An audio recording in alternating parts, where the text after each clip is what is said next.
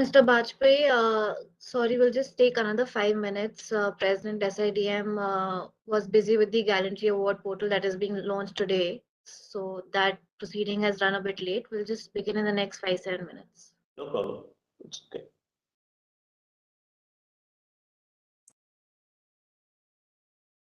How are you feeling, Mr. Bajpai? Last week you were a little under the weather. Yeah. Good afternoon. Means somewhat recovered, I must say, but Yeah. still means We throat would- problem is still there. Okay, so it was a COVID, right? I guess. It was. Okay. So that is why I did my all works from home only. Correct. No, we were discussing Mr. Chandrasekhar before you came. Luckily, I think in most cases this time it's been not too severe at all. Yeah. Immediately. Yes. Very true. Very true. But nevertheless, it's Good fair. afternoon, everybody. Sir, there's been a little delay because the Gallantry Award portal is getting launched today by the Honorable Raksha Rajya Mantri. That has got delayed by 2-3 minutes. So the President will be joining in 2-3 minutes. He's in that program. The RRM is currently speaking. So in another 1 or 2 minutes, it will get over. So sorry for the inconvenience. He'll be joining in straight away. So I'll All right. request you to just give us 2 to 3 minutes more to start the program. No problem. Inconvenience is regretted again. And welcome everybody. Thank you. Good afternoon, Ambassador Prakash. Good afternoon. You spoke to me, right? Yes.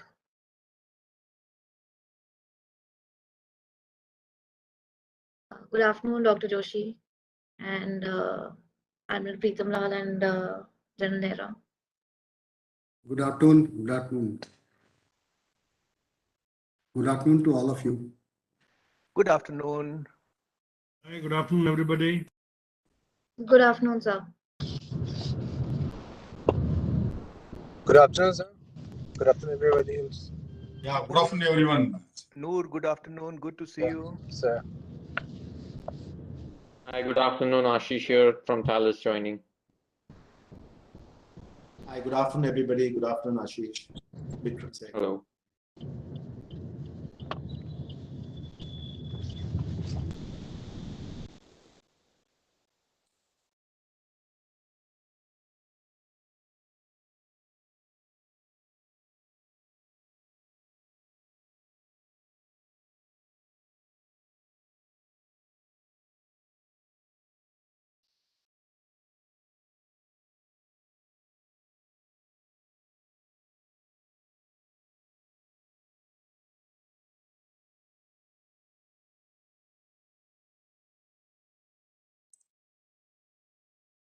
Good afternoon, everyone, and Amish here from SIDM. Just like to share that we've had very good response for this particular webinar, and as we are speaking already, we have got 275, 76 rising by the number. So I thank all the people who have joined us for this session, and the panelists hope we can have a fantastic discussion ahead. Thank you.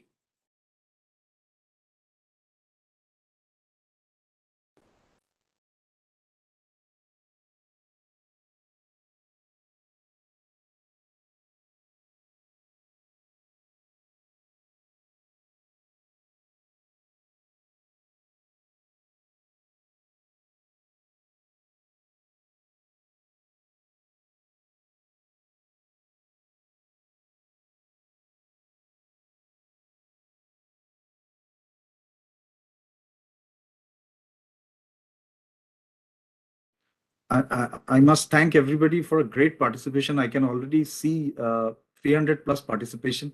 I think it's a great start of the pre-DefExpo webinar.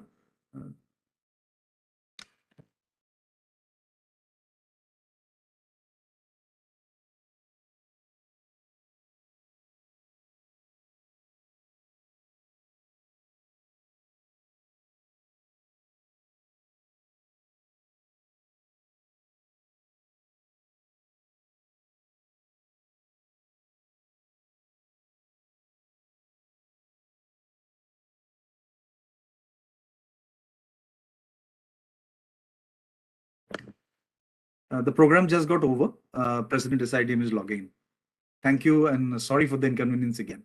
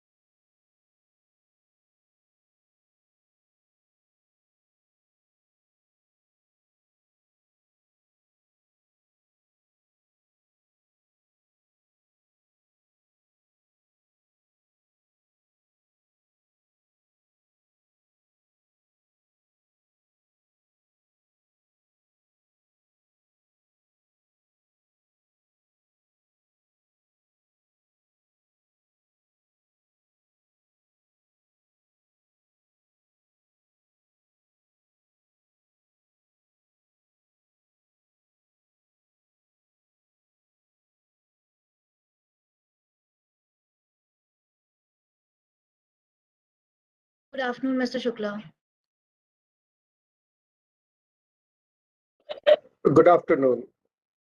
I just got unmuted. Thank you. Mr. Shukla, can you hear us? Very clearly. Thank you. Good afternoon, ladies and gentlemen. I welcome you all to the first pre-DefExpo webinar titled Opportunities and Way Ahead for India's Role in Global Defense Manufacturing. To start off the proceedings, may I please invite Mr. S.P. Shukla, President SIDM, to deliver the welcome and opening remarks. Thank you so much. Good afternoon. I would begin with apologies. There was an earlier webinar where Raksha Rajmantri ji and Defense Secretary Secretary were there. I'm still running minutes late. Mr. Anurag Bajpai, Joint Secretary, Defense Industry Production, Department of Defense Production, Ministry of Defense. Mr. Mohammad Noor Rahman Sheikh, Joint Secretary, Economic Diplomacy, Ministry of External Affairs. Ambassador Vishnu Prakash, former Ambassador and High Commissioner to South Korea and Canada. Mr. B. Krishnamurthy, Project Director, Tamil Nadu Industrial Development Corporation. Representatives from UP Expressways Industrial Development Authority. My colleagues from the defense industry and all friends who have joined this webinar. Good afternoon once again. On behalf of SIDM, may I extend a very warm welcome to our esteemed panelist, Mr. Bajpai, Mr. Mohammad Noor Rahman Sheikh, and Ambassador Vishnu Parekh. Thank you so much, sir, for joining us.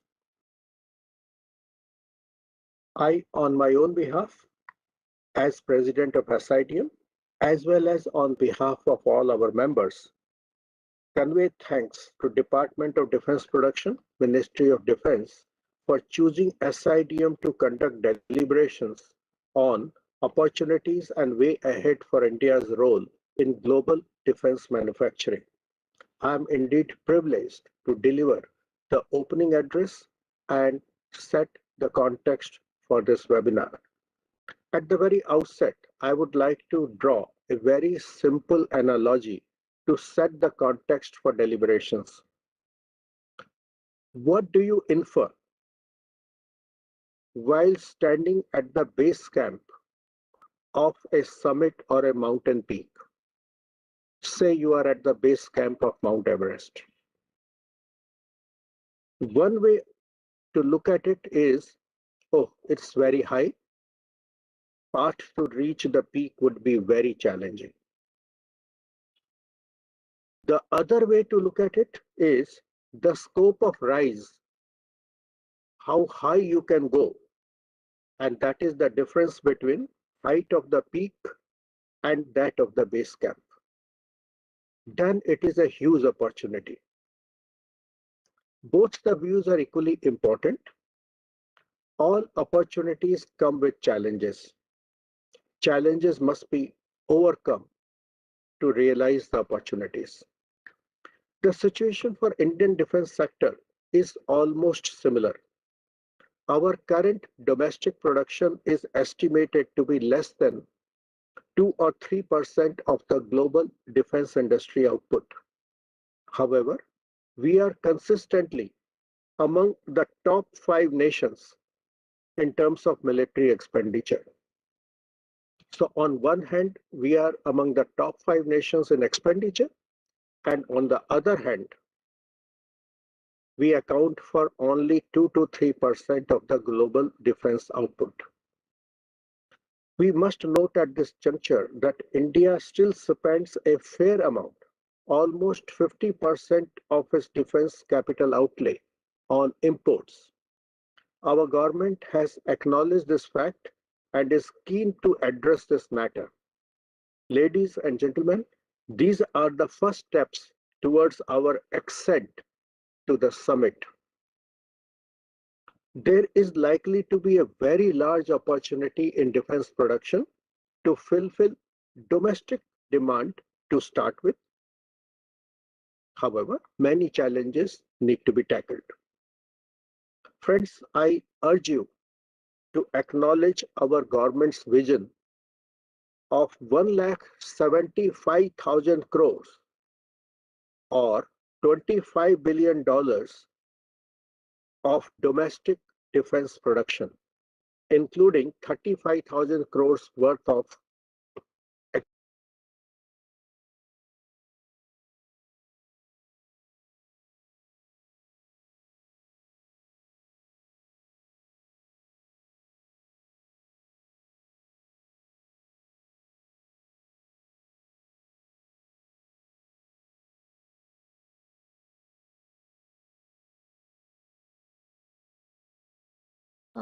I think there was an internet connectivity issue at Mr. Shukla's end and he has dropped out.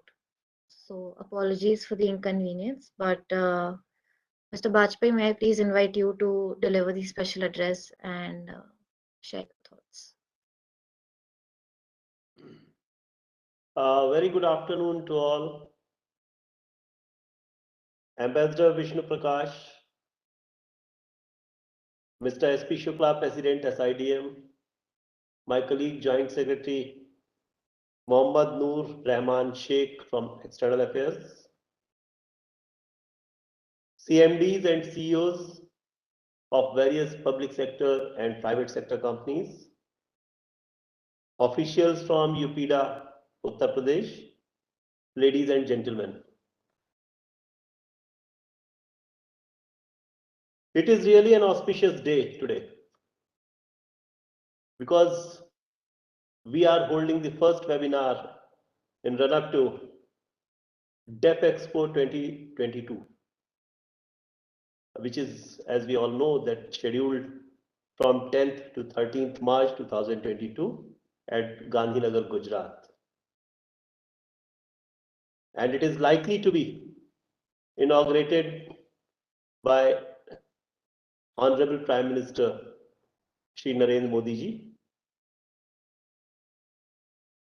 We are expecting participation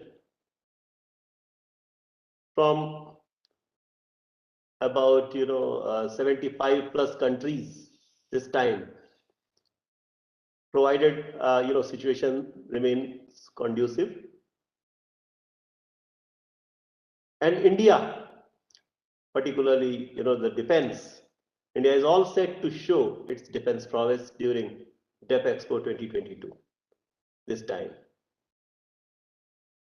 As we all know that India is emerging as a global defense manufacturing hub. Government of India is laying down policies to strengthen defense production and R&D ecosystem in the country and creating a level playing field for private sector. Just now, Mr. SP Shukla has mentioned that India, in terms of expenditure, India is among 5. I would like to bring it to the notice that it is 3rd in the world in terms of expenditure after US and China, and 4th in military might in the world. But India certainly aims to achieve the top position with self-reliance, because India does not want to remain dependent on imports.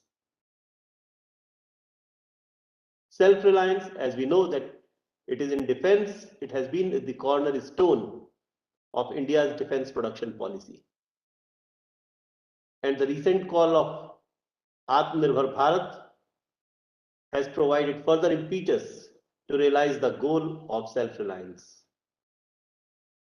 Over the years, particularly in last 5-6 years, transparent and streamlined procurement procedures, production policies, Make in India initiatives, and focus on innovation have provided significant stimulus to demand for indigenous products.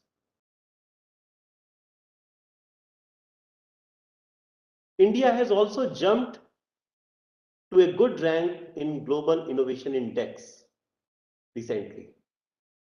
It is now ranking at 46th level. Moreover, I would like to bring it to the notice that India has also entered among the top 25 exporters globally. And our 2 defense public sector undertakings are in top 100 exporters globally. That is Hindustan Aeronautics Limited and Bharat Electronics Limited. The size of defense industry, including aerospace and naval shipbuilding, it is currently estimated around 85,000 crores. While the contribution of public sector is around 63,000 crore, but the share of private sector is also steadily increasing, and it has reached to the level of 17,000 crore.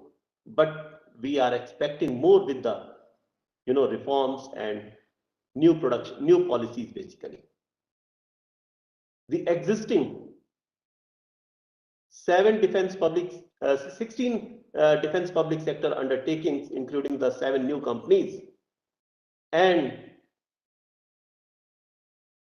the support of 16,000 plus MSMEs, it has provided a strong industrial base to defense production ecosystem in the country. Moreover, more than 550 licenses, defense licenses, have also been issued to the defense industries in last few years. I'm sure that you all are aware about the proposed Defense Production and Export Promotion Policy 2022. It is being positioned as Ministry of Defense overarching guiding document to provide a focused, structured and significant thrust to defense production capabilities of the country for self-reliance and exports. And no doubt, the focus will be giving priority to the R&D through private sector.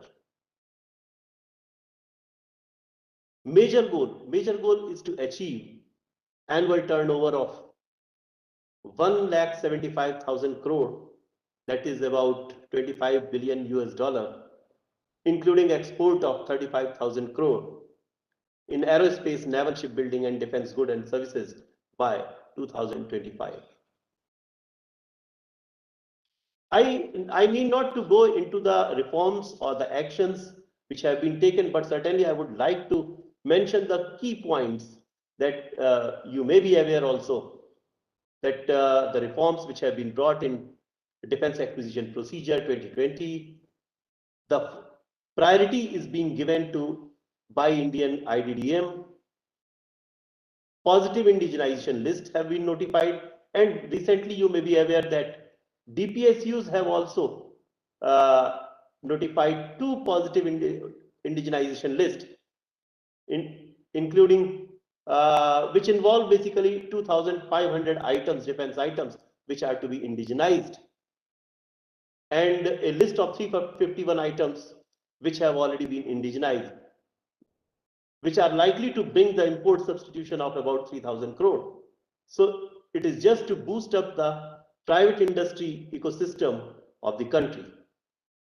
The make procedure, if we see, make 1, make 2, make 3, these have also been streamlined according to the need of the industry and to promote indigenization. The government has also enhanced the financial powers of at various levels, so that the procurement can be fastened, or it can be further smoothened, and it gives a push to our private sector ecosystem. The liberalization in FDI regime, we all know that 74% has been 74% FDI can be brought under automatic route, and even 100% can be brought through government channel. At present, about 45 joint ventures are functional in the country, and we are expecting more with the new policies and focus on indigenization and import substitution. Because India is working in the direction of Make in India, Make for the World. So we are trying to bring the conducive regime for all foreign OEMs or the other companies to come to India and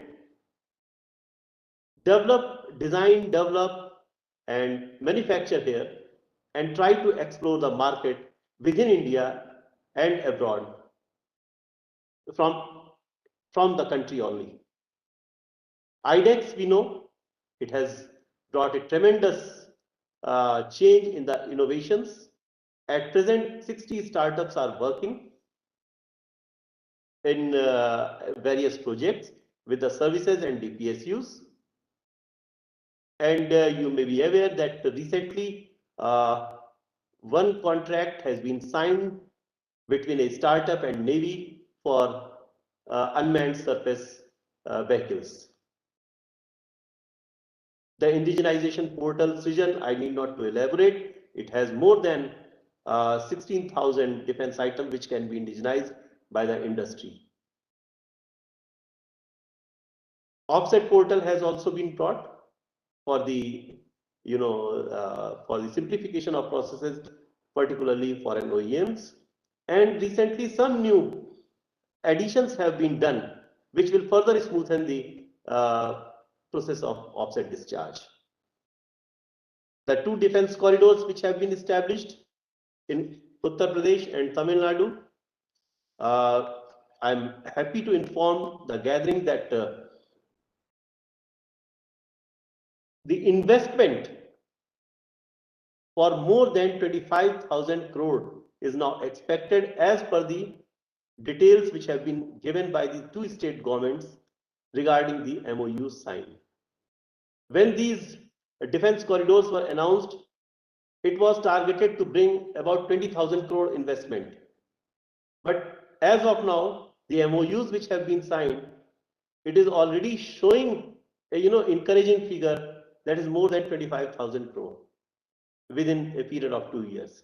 So we expect that the good policies which have been brought by the two state governments, aerospace and defense policies, certainly that will bring the FOEMs and the anchor players in those areas which will help to develop the defense manufacturing ecosystem. Then we have done some other works also, export promotion cell, and the budget, yes, budget has been increased for the domestic procurement, that is up to 64%, more than 64%, which earlier used to be, in previous years it was about 56% or 57%, now it is 64%, and it may go up further. So that is for bringing the focus on domestic procurement, which will certainly attract the industries from within the country or abroad to come to India and manufacture here. So there are many actions which have been taken up by the government. Government is totally focused, and it is focused on indigenization, manufacture in India, design, develop, co-development, whatever. So whatever is possible, it can be done.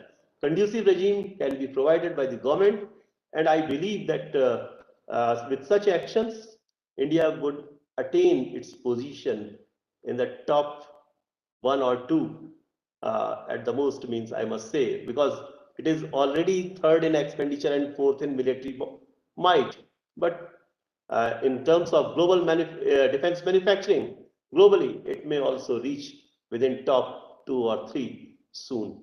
And during the DefExpo, certainly we are going to see what India has now and what India can achieve in coming years. In terms of futuristic products also, India has all the capability, and it can show to the world. Thank you very much. Jai Hind.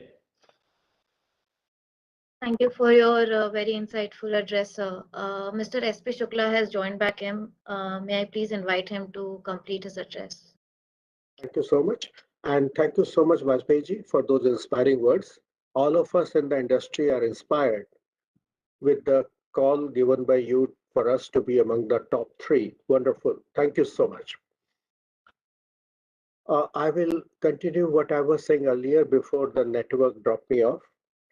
Our government had made a clarion call of Atmanirbhar Bharat in May 2020 in continuation of Make in India theme announced in September 2014.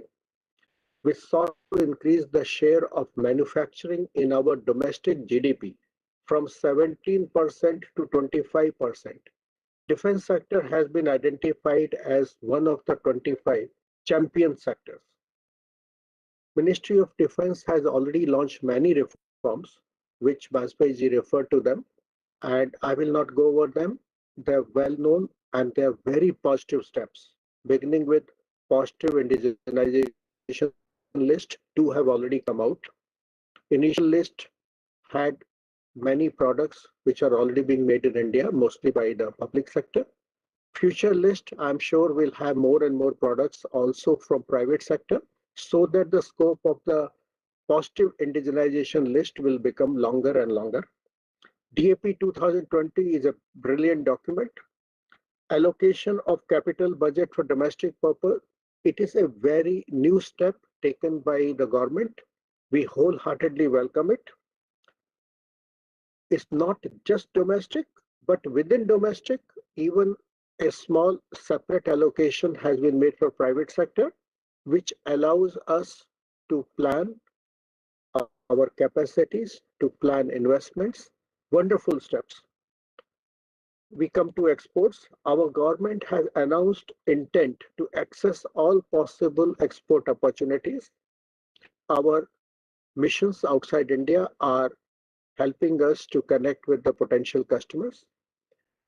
All positive steps are being taken by government in different spheres.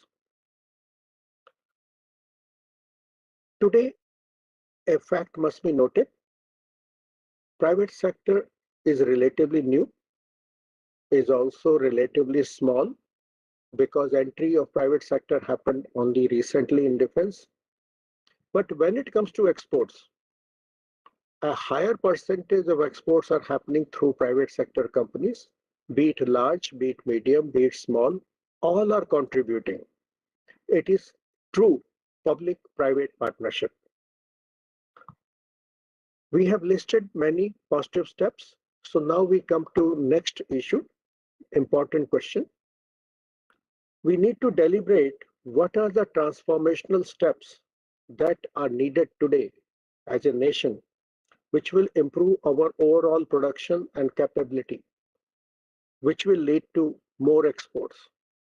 I will leave a few thoughts which can be discussed, debated, deliberated upon.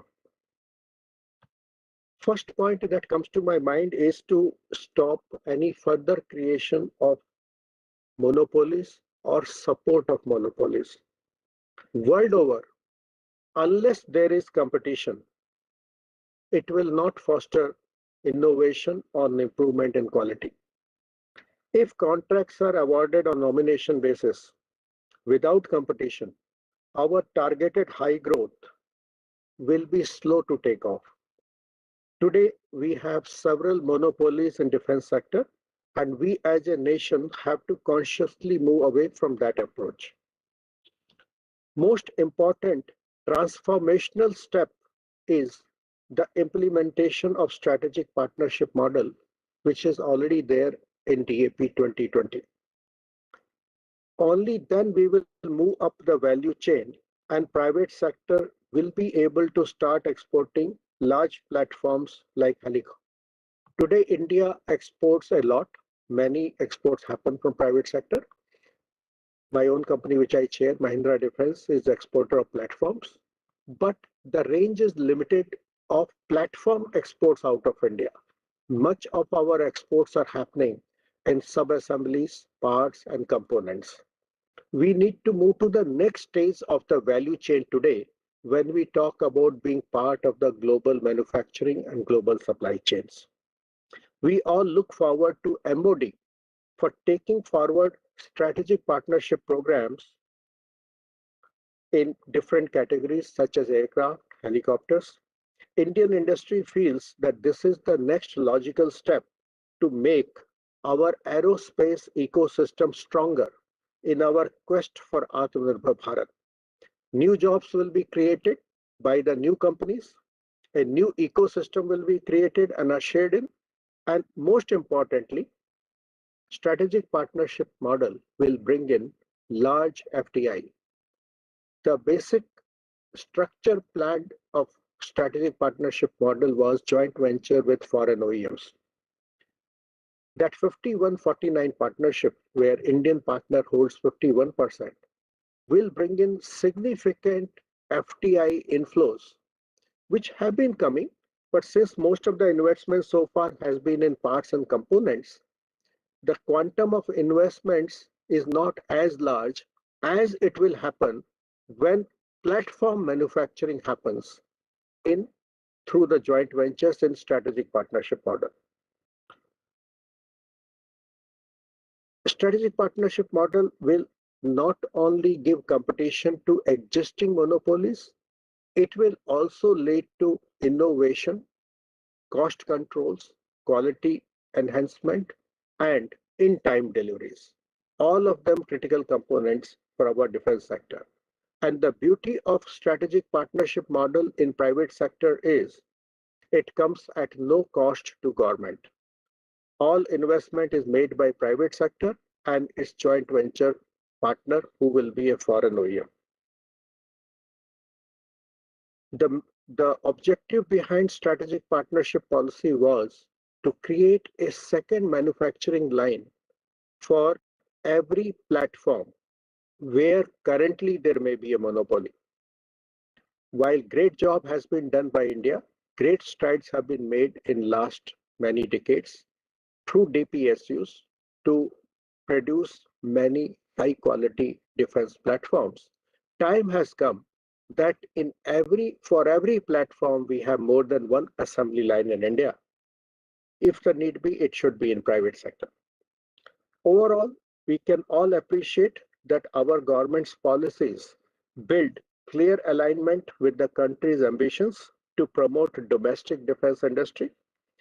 That will lead to India becoming a global manufacturing hub, as Vajpayee just enumerated.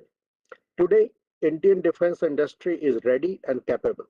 We are ready to move to a higher level of global manufacturing share. Indian industry is ready to make investments in infrastructure, skills, and technologies to take our capabilities to next level. At this juncture, can I borrow a phrase from Honorable Prime Minister's speech? यही समय है, यह सभी समय है. This is the time, and this is the right time. I sincerely hope that this webinar will deliberate all these aspects and generate actionable inputs to be considered by MOD. Before I close my remarks, once again, I would like to thank all the panelists for their gracious presence and all the participants for joining this event. Thank you very much. Jai Hind. Thank you, Mr. Shukla. Moving on, may I please invite Mr. Mohammad Noor Rahman Sheikh, who is the Joint Secretary Economic Diplomacy from the Ministry of External Affairs, to deliver the special address, please. Thank you. Good afternoon. Greetings to everyone present here. Ambassador Vishnu Prakash, colleague from MOD, Sri Anurag Vajpayee ji, JS, Sri SP Shukla ji, President SIDM, colleagues from OPEDA, all present in this webinar as panelists as well as attendees. Ladies and gentlemen, it's an honor for me to partake in this webinar, which is a precursor to the DefExpo being held in March, 10 to 13 March in Gandhinagar. In fact, we are very happy to note that 75 countries or so would or are expected to participate in this DefExpo, and we hope that the situation remains or becomes better for all the country reps to come and attend and make the DefExpo a great success and a forum to make India a hub for global defense manufacturing. As we are all aware, and as the previous speakers, Shukla Saab, Anurag Saab, have also pointed it out, India's Make in India and Atmanirbhar Bharat initiatives have given a lot of focus in our defense sector.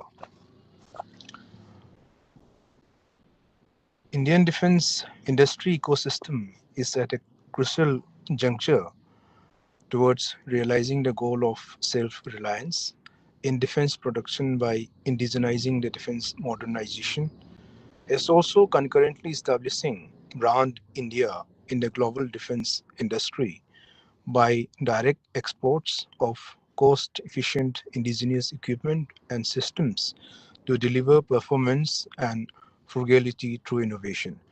As my colleague, Mr. Anurag, has also pointed out, India has improved its ranking in Global Innovation Index to 46 from something like 83 uh, 6 years or 7 years before. And a lot of innovation has come into the defense sector specifically, which has led to a lot of enhancement in its capacity.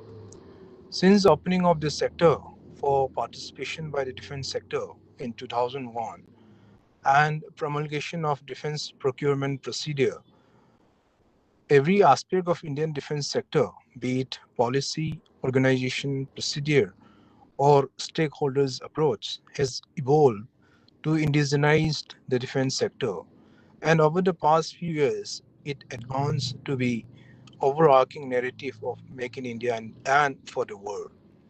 Therefore, themes such as ease of doing business, creating a vibrant defense industry ecosystem capable of indigenous design, development, and manufacture of all types of military platforms and weapon systems, hierarchical prioritization of IDDM and other indigenous procurement, providing impetus for domestic manufacturing and accessing global demand to enable sustainable growth of the defense industry ecosystem have become dominant through the last 8 to 10 years.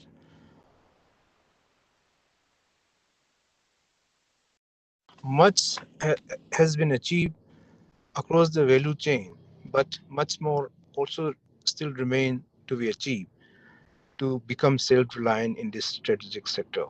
And in that, as SP Sukla Saab has mentioned, the importance of strategic partnerships, I think, is quite relevant. Indian defense industry presently manufactures several state-of-art indigenously designed military platforms and systems, warships, fighter aircrafts, helicopters, radars, weapon systems, and a range of engineering equipment, just to name a few of them. Given the unique characteristics of the global defense sector that is dominated by a few developed countries, as we have heard our colleague saying that while India is the third in terms of the military expenditure, the percentage of our contribution to the global defense output is quite low, just about 2 to 3%. And of course, this is due to the domination by some few developed countries of the world. The outright denial or highly regulated access to cutting-edge technologies, including materials required for military systems, as well as manufacturing of military systems, an extremely high cost of licensed manufacturing with limited geographic access and capital-intensive infrastructure, high cost of R&D and product development and skill development. To be able to do so, it has been reckoned that sustainability of defense industry merely to fulfill domestic demand is economically not viable. Therefore, globally, the defense industrial policy has been supplemented by underlying strategy for defense exports, which have often been leveraged to serve the geopolitical objectives, and of course, by partnering with the private sector, as P. Sukla Saab has rightly pointed out, the important and big role that the private sector has been playing in this very important strategic sector. Through continuous efforts towards streamlining and liberalization of the defense trade regime, the defense exports have touched a high of 10,700 crores in financial year 1920 and accomplished exports of rupees 8,434 crores in 2020-21 despite the COVID challenges, up from rupees 1,521 crores in 2016-17. Today, Indian defense exports have been exported, defense goods have been exported to 84 countries, and I think the number is on increase.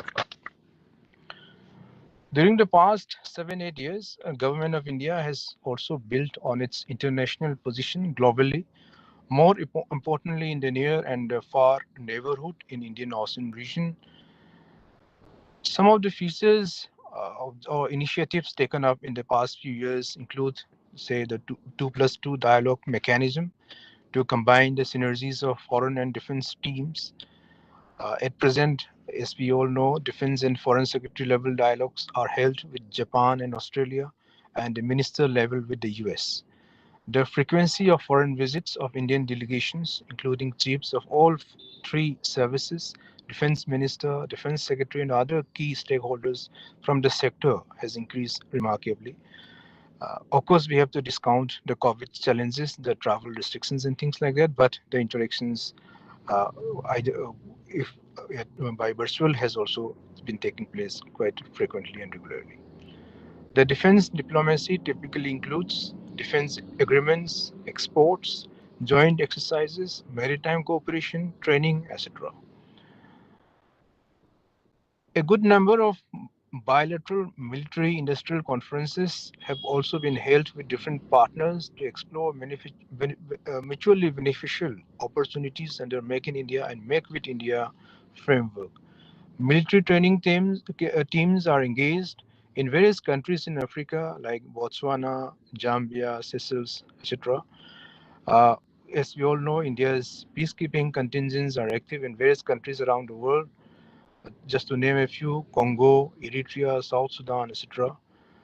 Foreign military officers from many countries, numbering about 40 or so, regularly participate in India's higher level defense courses and get exposed to India's defense capabilities.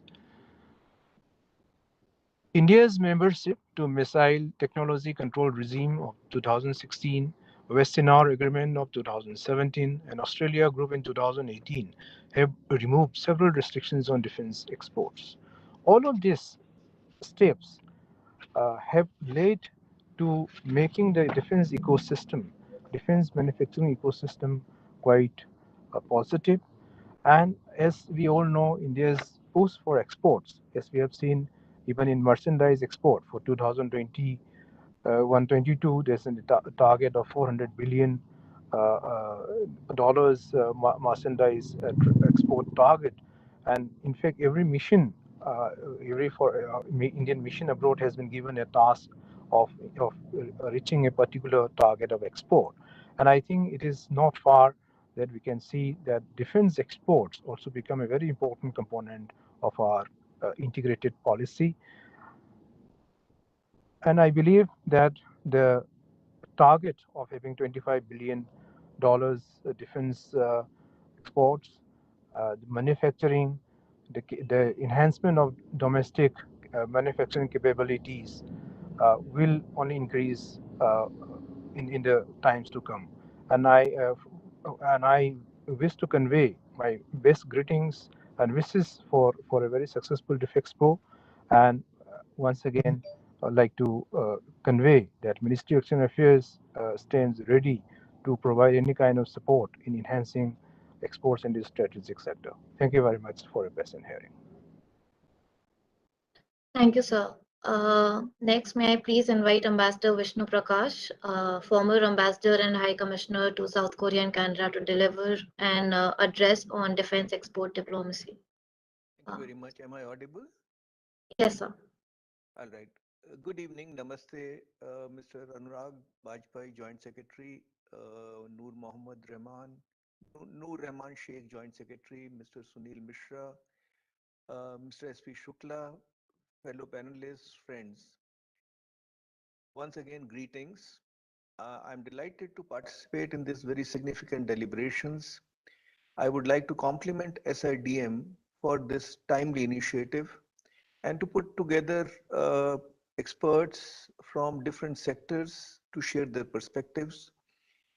And as you heard, I've been asked to speak or share my thoughts on defense exports as a tool of diplomacy. Let me say at the outset that I'm delighted to hear what has been said about the strides that India has made in the last few years in this sector of defense exports. I like the analogy of Mr. Shukla that we can view the mountain ahead of us as a beginning or as a as a big obstacle. I think we are looking at it as an opportunity. And I'm very confident that given our skill sets, given our determination, our abilities, we will scale the mountain. For me, it has been a matter of great pride and privilege to fly the Indian flag abroad, and it's a matter of tremendous satisfaction that the stock of India has been growing in tandem with the rapid GDP growth rate. But for many years, one thing rankled, rather two things rankled. Uh, One is that we all know that geography has located us in one of the most difficult security environments. And yet we are so heavily dependent, we still are, but we will soon not be, so heavily dependent on imported defense platforms for our security. What is worse, and I used to feel very bashful about it, that till recently we projected ourselves as the biggest buyer of arms in the world, as if that was a badge of honor. Speaking candidly, we had basically outsourced our security.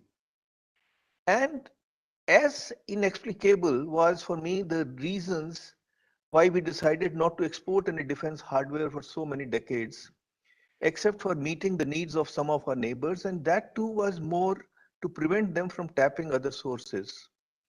We were overcautious and extra pacifist. Obviously, that arrangement could not last long. Our neighbors started looking elsewhere, especially towards China, for their military needs. Today, practically all South Asian countries, other than Bhutan, are sourcing their hardware from China. For us, it's a matter of security sensitivity, but there is not much that can be done except what we are planning to do now. And we had some very testing times or some embarrassing situations when the famous or infamous case is that of King Birendra of Nepal, who had sought to import anti-aircraft guns from China in 1989. Nepal has two neighbors, and the implications were obvious. Today, Bangladesh, for example, which is a very good friend, our relations have been transformed with Bangladesh, imports 80% of its weaponry from China. We have offered a $500 million credit line, which has yet to be activated. Thus, it was music to my ears to hear what I heard in the last half an hour or so about what India has done. It is heartening to see India dropping her reticence and shifting gears. And yes, we have already traveled quite a distance, and that too rapidly.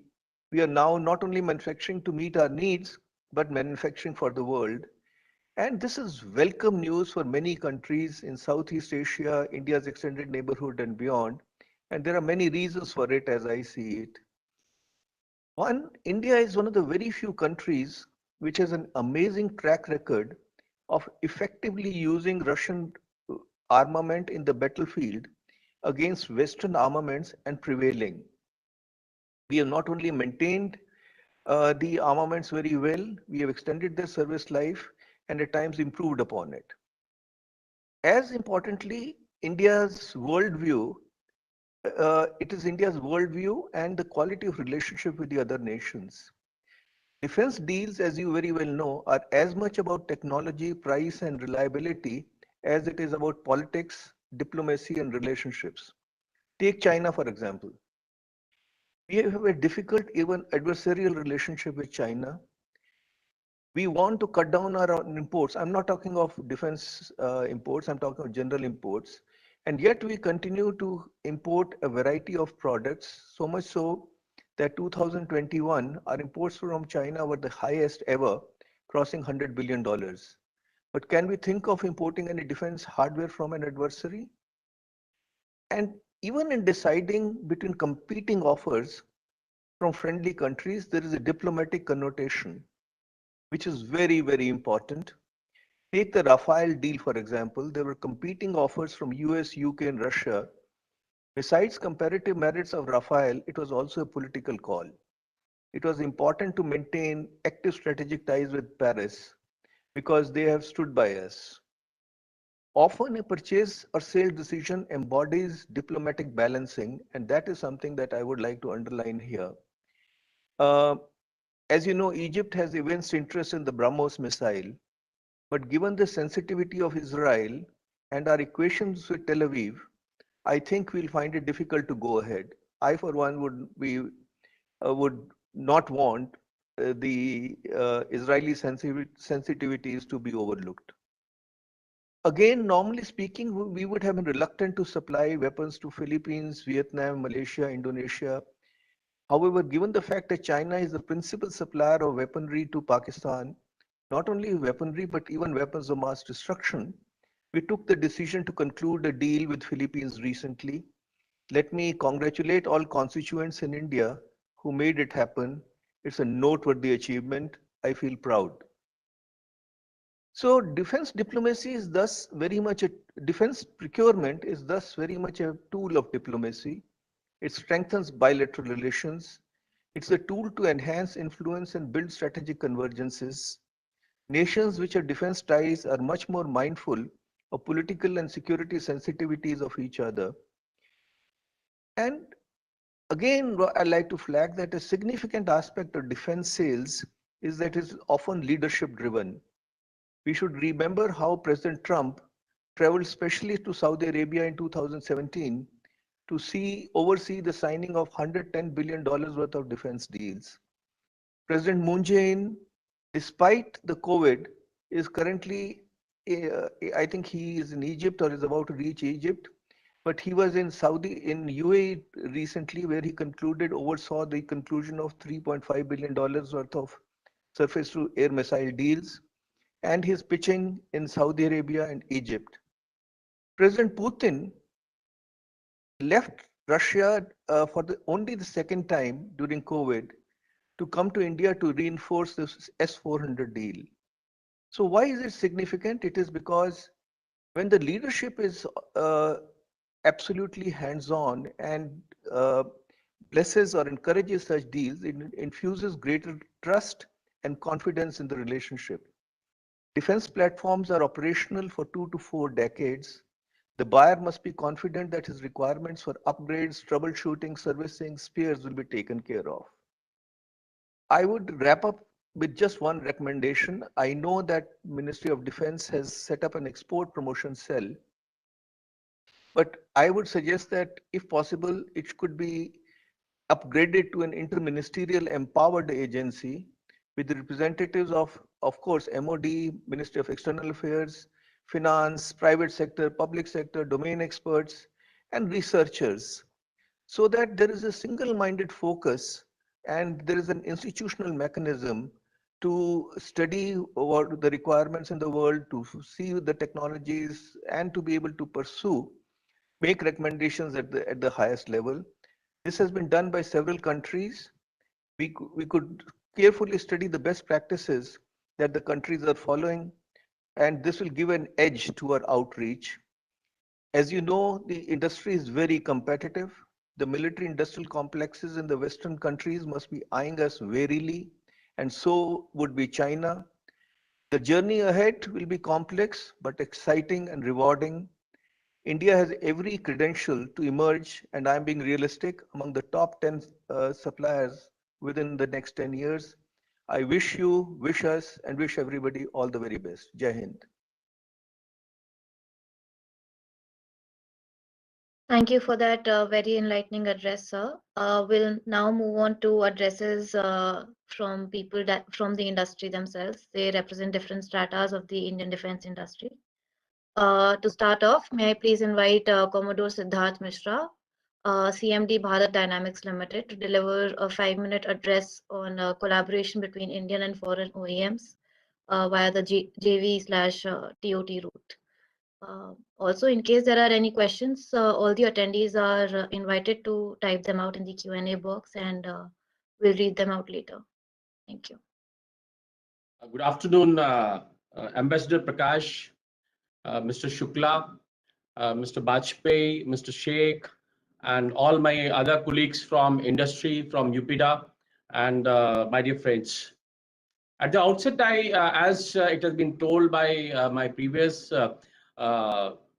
speakers, that Indian defense industry has been steadily growing from last few years and have been accepting new challenges, and it has been successful in accepting these challenges. And we have been delivering new products which meet our customers' requirements and expectations. The defense industry witnessed a surge in the demand of the customer and necessity to supply Make in India products to our customers.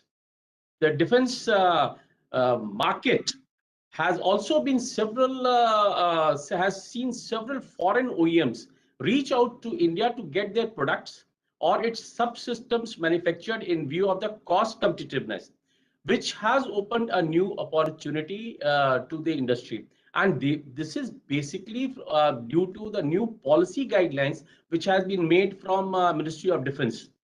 In fact, today, Indian industries are becoming a supply chain partner to major foreign OEMs and has started playing an important role in the global defense market. The recent policies of Government of India promoting Atmanirbhar Bharat has further facilitated the Indian defense industry to grow.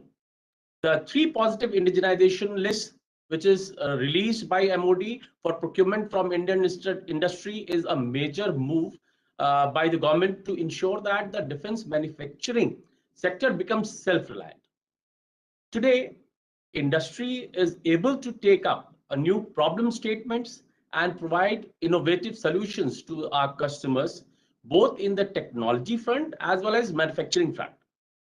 Several new initiatives and promotions of startup companies by the government to become part of the defense ecosystem has also made young entrepreneurs to participate and become a supplier to various defense equipments, as already been told by Mr. Bajpai.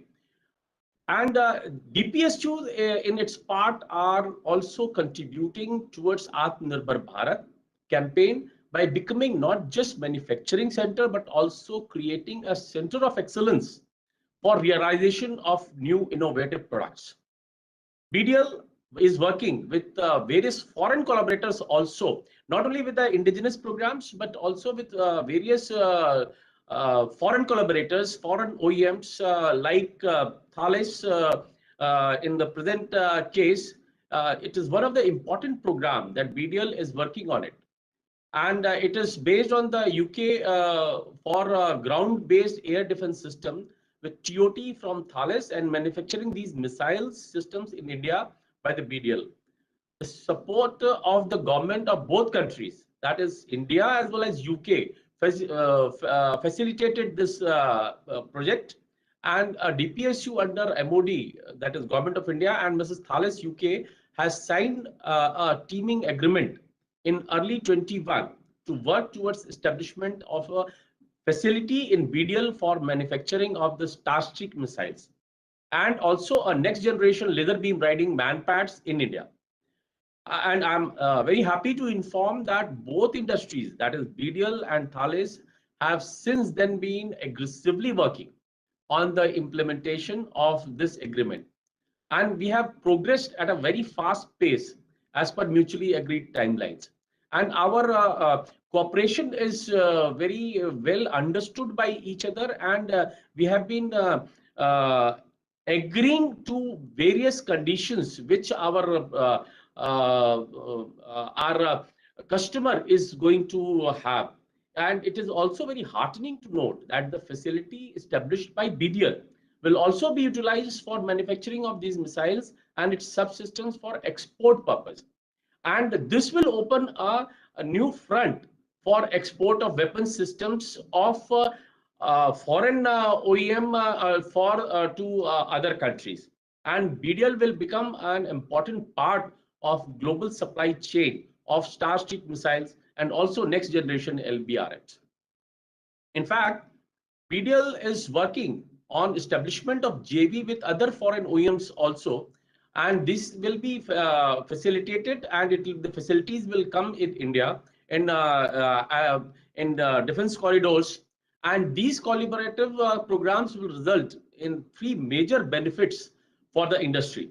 One is the establishment of capacity to manufacture these missiles in India, 2, manufacture and supply to meet the Indian demand, and 3, to become supply chain partner for export purposes.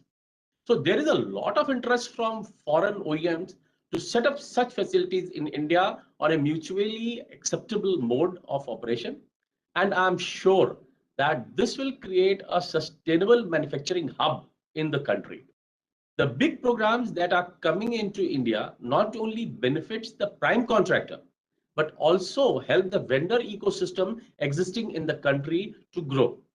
In fact, in the beginning, it is made and industry is confident that in the coming years, India will become the biggest manufacturing hub in defense sector and will play a vital role in global defense manufacturing. In fact, Make in India and Make for the World, as envisaged by the government of India, will become the mantra for success and growth of Indian defense industries in years ahead. It is very necessary that every defense industry start working towards contributing in making India a major defense manufacturing center. So thank you and Jai Hind. Thank you, Commodore Mishra. May I now invite Mr. Ashish Saraf, Vice President and Country Head for Thales India, to deliver his address, please. Thank you. Thank you, SIDM. Honorable Shri Anurag Bajpayee ji, Joint Secretary, Department of Defense Production. Shri Mohammad Noor Rehman Sheikh, Joint Secretary, Ministry of External Affairs. Ambassador Vishnu Prakash, President SIDM, Shri Prakash Shukla, CMDs of DPSU, CEOs of the industry, and ladies and gentlemen, thank you very much for providing this opportunity to Thales to be part of this webinar, which has been organized in an extremely timely manner. Also, congratulations to Government of India, specifically for organizing DefExpo in these difficult situation and circumstances. However, we are very confident that this will be a mega success with participation from 75 countries. It's already looking to be a mega event as far as defense is concerned, and year over year it gets bigger and bigger as India has demonstrated its dominance to be not only a significant defense manufacturer of the world, but also growing in terms of self-reliance, as well as one of the prime exporters of defense equipment for this for the world. Little bit about us. I think we are Thales has been present in India since 1953, been extremely serious about Atmanirbhar, Make in India. We are a team of over 2,000 people growing in double digits year over year. We are a member of the Rafale family, and we take significant pride in the fact that we are present supporting our men in uniform alongside with them at the air bases in Ambala and Hashimara, making sure that the reliability of Rafale is not only met but exceeded from an operation standpoint, and we've been extremely successful at doing it thus far and will continue to do so in the future. From an Atmanirbhar standpoint, we have two JVs in India, one with Bharat Electronics and one with Reliance in Nagpur, which manufacture the many components, including the electronic warfare suite, the self-protection suite, and the radars that go on the Rafale, not only for India, but also for the world. So we are proud to say that the Rafale that gets delivered in many countries around the world, it actually has radars, electronic warfare, and self-protection suite that's actually manufactured in India. And this is only positioned to grow further and further as we move towards the future. Besides that, we have collaborations with Bharat Electronics on various components, the LRTR modules, as well as passive radars that not only that are primarily used to export from our country for the world, for the usage in Netherlands, for usage in Germany, and this is expanding as well. We have a team of about 74 different suppliers, including large, medium, and small industries that we have taken a cumulative sourcing in the last 5 years of $500 million, and we aim to double that cumulative sourcing in the next 5 years to actually $1 billion. So as we can see, we are proud to be a key partner for Government of India in terms of Atmanirbhar, and this only keeps increasing day over day, week over week, year over year. We also welcome the announcement of the positive indigenization list. It actually motivates us to bring in more technology in this country and collaborate with the Indian industry. Our collaborations are not only restricted to the current JVs that we have, but there are more teaming agreements and more collaborations that we are forging as we go ahead week after week, month after month. And I'm privileged to be speaking alongside our esteemed partner Bharat Dynamics, with whom we have signed a teaming agreement to manufacture the Starstreak missile system, and also the future laser beam riding missile manpads, that is not only going to be for the consumption of our country, but also will be utilized for exports and utilized for exports into the UK for the consumption of UK Army. This we think is a significant step in terms of a hallmark example that we are setting up already in this industry as far as a collaboration between a foreign OEM and an Indian company is concerned. The transfer of technology, which has already commenced, is just a initial first step that will allow BDL to absorb the technology, initiate manufacturing, do the manufacturing for India as well as for the world. Thales is actually looking at BDL to be part of the global supply chain that will cater to the world over for the requirements of such missile systems, and also primarily for India. Now, I would like to highlight a few points as far as the TOT is concerned, and specifically as we'll be looking more into the transfer of technology programs in future. There are some things that come to my mind that really are worth highlighting, and it would we believe that the forum is right for us to present some points for consideration that actually would allow us to be more efficient as far as transfer of technology from a foreign OEM is concerned and absorption of technology from Indian industry is concerned. So the maintenance of the equipment for the life of the equipment and beyond, we will be already addressing this, and will be addressed by the transfer of technology, but this remains a key component of the transfer of technology. So we want to be in a position when the TOT is complete, the Indian partner is fully self-sufficient, not only to handle the futuristic evolutions of this technology, but also to provide life cycle support for maintenance of this equipment throughout the life of the equipment and beyond. We also want to be in a position to ensure that the TOT enables the Indian partner to handle obsolescence, because as there are more and more electronics and software that go into making defense equipment, obsolescence management becomes a key issue, and the TOT should, and in our case will, enable our Indian partner to ensure that the maintenance, obsolescence management, as well as life cycle support is fully carried out from India. For TOT, the timeline required for new technologies to be absorbed by the Indian industry is to be taken into account. TOT takes time.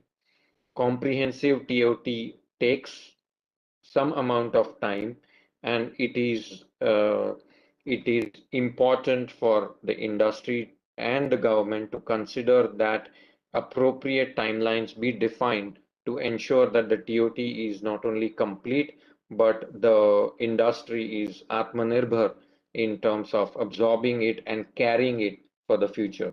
So, basically good things take time, and we want to make sure that the timelines are properly honored and defined as we move into crucial technology transfer into India.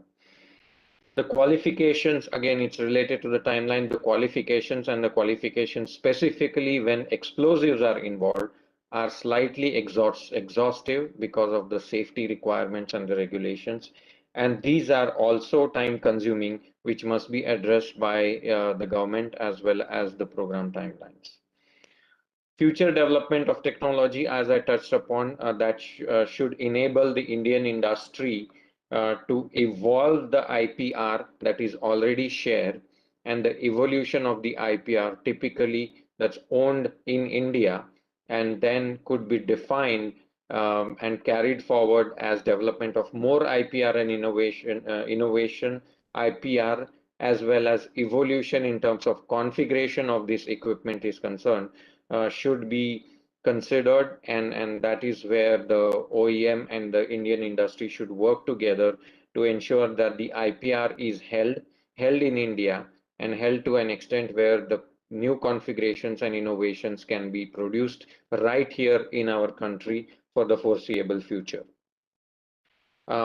Finally, inclusion of Indian industry in the supply chain of the OEM for the world market, which will ensure that the Indian industry is enabled for exports and enabled for exports in a competitive manner, because when exports happen through our country, we start to compete with the global defense equipment providers of the world, and we want to be able to ensure that with orders from the globe and with orders from India, enough economies of scale are achieved to a level where the Indian industry becomes competitive to provide exports. Exports, as a matter of fact, become competitive, specifically in a geopolitical situation where technology is key, but also pricing comes right after. And finally, the volumes required for the world market can be addressed by the Indian industry, specifically once this infrastructure is developed and manpower is skilled. And once we spend this time to ensure that the TOT and skills are transferred, I think there is no stopping the Indian industry. We are already starting to be positioned as a substantial provider of defense equipment for the world, and this is clearly just the beginning. We welcome the move for positive indigenization. We welcome the move to facilitate OEM as well as local industry collaborations. We have already started to work towards that, and for us, this is a welcome step to bring in more and more technology into India as we expand our footprint in this most important country.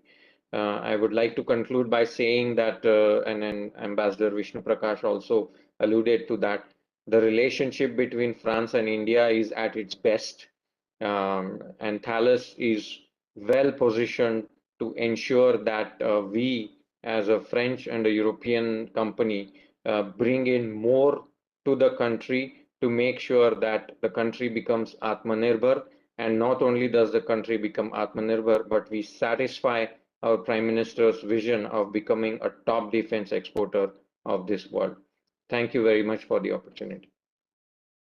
Thank you, Mr. Saraf. Next, may I please invite Dr. Sanjeev Kumar Joshi, Deputy CEO from BrahMos Aerospace, to share his perspective on collaboration between Indian and foreign OEMs. First, I would like to thank Department of Defense Production and Society for Indian Defense Manufacturers. Good afternoon to all of you, all the distinguished speakers, the audience, and compliments to organizers for hosting this webinar. Actually, it is a great pleasure to be the part of this key deliberation, which gains prominence in the background of government resolve towards Atmanirbhar Bharat and the vision of Make in India and Make for the World. Actually, earlier JS DDP he has told that right, it is the perfect time I can say perfect temperature, pressure, and humidity conditions I can say for a seed of defense manufacturing export to grow as a banyan tree. And Mr. Mishra, as he was saying that that yes, it is. However, we can see the when we are coming in front of mountain, whether it is the end or beginning. But certainly, I can say that if there is a mountain, we can find out the right tools like rope, the right rope, the carabiner, the ice axe, or the mountain shoes, etc. Hence, I can say that identification of the problem areas and tools to resolve those problems is necessary. And right now I can say this is a great occasion when I'm speaking with you and when BrahMos Aerospace has got notice of award for its first export order, affirming our inherent potential in defense manufacturing. I will come to this part later, but I would like to expand on the views which were shared by other speakers. Actually, the success of defense industry needs one is core competence and another is investment in R&D, which is very much essential. To sustain in a longer run, along with core competence, continuous upgradation of technology and infrastructure front would also need to be the prime focus. Many of us know that about the Kodak company, which was at its peak of photography technology, famous for 35mm camera or films, film rolls. And technology has grown from 35mm film rolls to digital and further to SD, 4K or USD and digital stages. Then the company could not progress technological upgradations, hence it could not survive in the industry. Whereas other companies like Olympus, Sony or Canon, they could transform themselves and by adapting and upgrading their core competencies. Hence, I feel it is imperative that focused R&D and continuous upgradation is important for sustenance of any industry. And here I can say is Indian defense industry. When we say about emergence of defense technology and their competence in India, initially in 1960s, India was evolved in licensed production kind of thing for military systems to cater for immediate needs of defense forces. Then in later years, DRDO was made, DRDO transformed into the development of specific military systems like first generation anti-tank missiles and surface-to-air missiles. Then during 80s, major mission mode programs like Integrated Guided Missile Development Program, IGNDP, in which Prithvi, Akash, Nag, Trishul, all these developed. And then we have launched the involvement of academia and industry. Then slowly industries were graduated from licensed production capability to build to print capability. Then we can say when we say in earlier 90s, then it enhanced more participation of private players, which resulted into build to special. Now from build to print to build to specification capability at component and subsystems level. Then ultimately today, the Indian industries attained the majority in design, development and production capabilities of certain defense systems or subsystems. So we can say today we have come a long way and have transformed the nation from we are not mere buyers of technology to those spearheading the indigenous developments. Then at the same time, when in another decade of time, industry grew this way, built to space, print to build to specification, they matured their industry base with both public and private was formed after becoming a strategic partner to defense R&D. Then yes, importance is of funding in indigenous defense R&D. Funding of indigenous defense R&D is essential for the industries. Like we can say ideal example is joint venture BrahMos. Though in BrahMos, we are having our expenditure in R&D is relatively quite high, which keeps us grow, to update and to be sustainable. Here DRDO is giving handholding through R&D support. Success of BrahMos is basically derived from its strong R&D base. So taking all these into consideration, when we are looking at collaboration between Indian and foreign OEM, which subject we are given to via TOT or JV route, few important factors to be taken into consideration. Number one is, are we ready to spend enough amount in defense R&D and are ready to continuously evolve, or we are simply interested in manufacturing only? Number two, are we ready to define and first you define and understand your core competencies so that collaboration with right OEM can be established with either a TOT or via JV route. When we are saying about TOT, it is a very sensitive issue. To get the technology transferred in our favor, the core competency comes into picture. Without core competency or with competency at lower level of understanding and absorbing the technology, the industry may lose actual benefit of TOT. That's why from Teles, Mr. Ashish has rightly said, it takes some time. So it needs some time to absorb it, or you can reduce that time with right core competency with our Indian industry. Otherwise, this will lead to license production, which can make the industry ever dependent on foreign OEM. So for collaboration through TOT, if any Indian defense industry feels the lack of core competency, it can hire skilled human resources who are best in particular fields where the industry want to invest, which will further reduce the time to absorb the technology. When we say about JV route, core competency still plays an important role. However, the Indian industry and the foreign OEM may complement each other after understanding the technological strength of each side. It is not the financial proportion which matters, but actually the technological proportion which matters and competence which matters, which is considered to be as major important function while going for JV route. While making the JV, both sides must understand, because it is a marriage of technologies. So we must understand that the success of JV is a long-drawn process. However, in case of current scenario and the strong ecosystem which our current government has given, we can certainly reduce the time towards the successful JV. We at BrahMos waited for some time, but we have ensured continuous evolution of BrahMos weapon system and remained as a formidable and best of the class weapon system with series of upgradation and indigenization. Today we have again done the successful flight trial with continuous evolution of technology, continuous change of technology, continuous upgradation of technology, continuous fine-tuning of technologies. So the success of BrahMos has attracted many other countries. Various countries have shown interest in this formidable weapon system. Our ambassador, sir, he has also rightly said about the same thing. I don't want to reiterate the thing. Now today's success is not 1 or 2 years effort for BrahMos, but is a continuous effort of Team BrahMos over the years, with the steady support of defense R&D base of DRDO. So the success of BrahMos joint venture is a live example to be emulated. Here, DRDO is a design R&D giant of our country, having more than 6 decades of R&D expertise, right from the scratch to the level of technological maturity at present. So in last so many years, DRDO has groomed more than 10,000 industries at Tier 1, Tier 2, Tier 3 levels.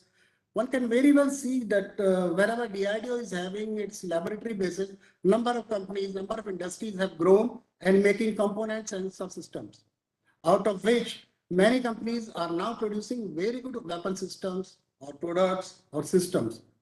Our industries can utilize the design R&D capabilities of DRDO by further joining hands at larger level of collaboration. Finally, I would like to say that JV and TOT routes followed in this direction with right assessment of capability, with right mix of technology manpower, will certainly boost Indian defense industry.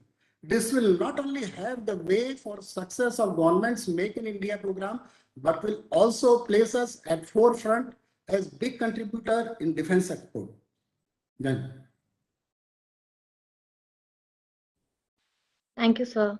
Moving on, we next have two speakers from the MSME sector who will be talking about the role of MSMEs in achieving the $5 billion export goal by 2025. The first speaker is Mr. Vikram Sehgal, MD Micron Instrument Private Limited. Sir, may I please request you to come on? Also, we are running a bit short of time, so I would request the subsequent speakers to kindly stick to their 5-minute deadline. Thank you. Good afternoon, and thank you for giving me this opportunity. Mr. Vajpayee, Ambassador Vishnu Prakash,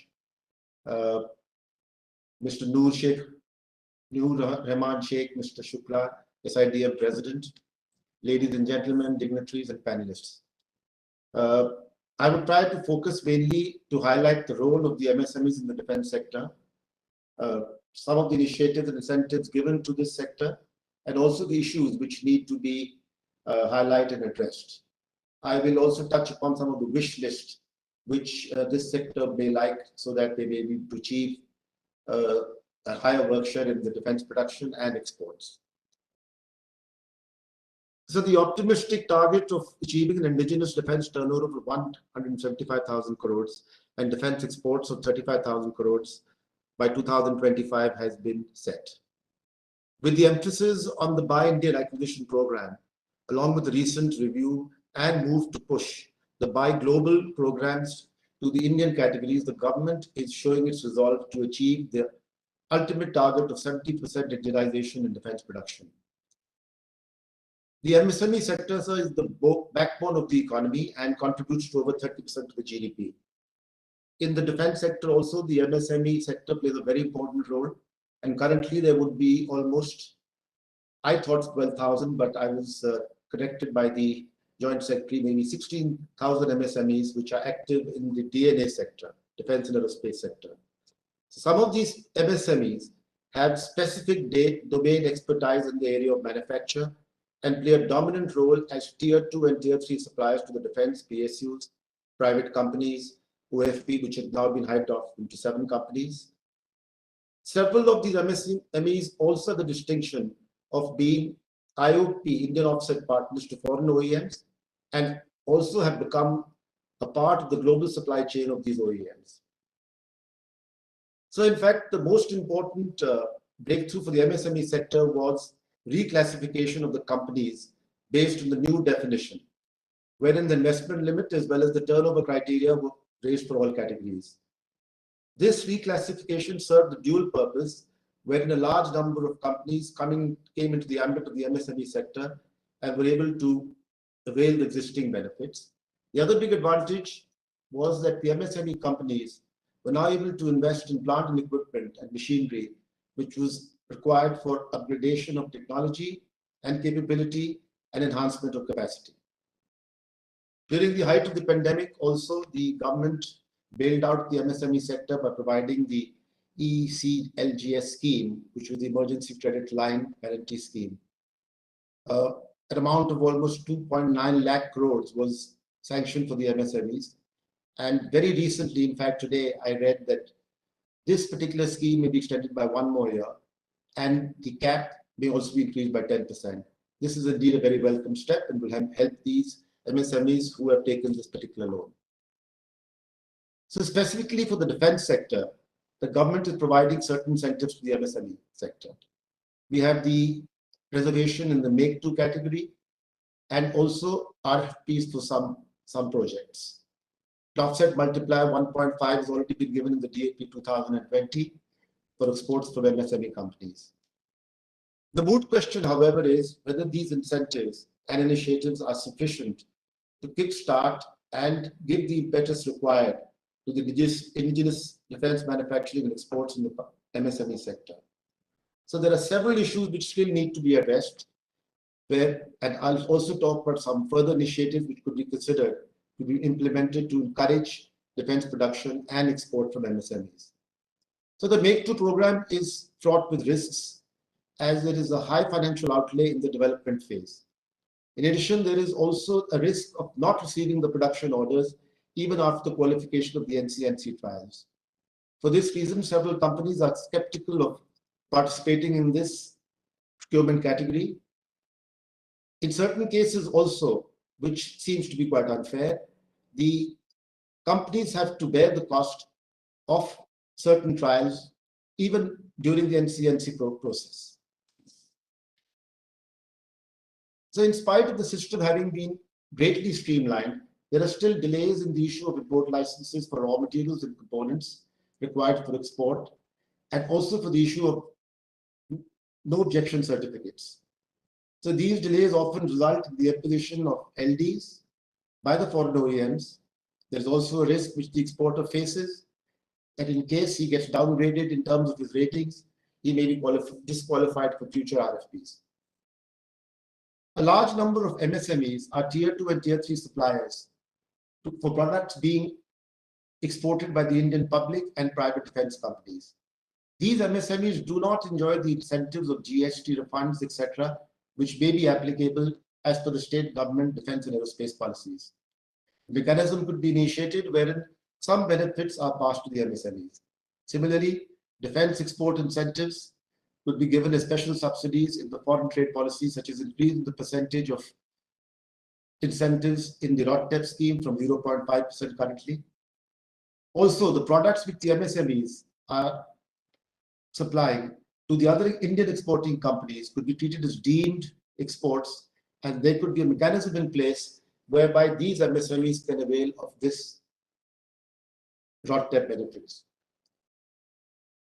So we also would like if recognition and certification of the capabilities of MSMEs are given by either the government or companies to whom they supply, because this would help us market ourselves to the foreign potential customers.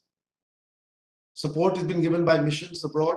We request for greater support and also maybe support from the government for holding exhibitions in the Indian defense pavilions abroad without the MSMEs having to pay for the space. Extremely important aspect of the defense sector, which is highlighted before, is the expense on R&D. So the government should consider giving incentive not only to the MSME sector, but to the industry in general for the expenses incurred for R&D. So this will encourage more companies to get into the R&D, which may have the wherewithal, but still have lack of finances. In fact, this particular incentive was given to Indian companies, I think, till as recently of 5 or 6 years ago. So lastly, I would like to just put some light on the defense exports from India. So from 2016-17, for the next 2 years, India increased its defense exports by a whopping 7 times. And in the year 2018-19, we reached a figure of 10,745 crores. However, there has been a steady decline for the last 2 years, and it seems that in the current financial year also, this declining trend is likely to continue.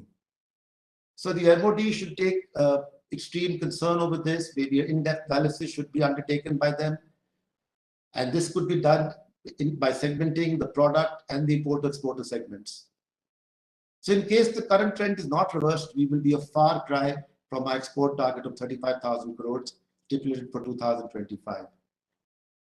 One thing which surprises me is that this declining sales is there in spite of the fact that there are large amounts of pending offset obligations with the foreign OEMs, which they need to discharge.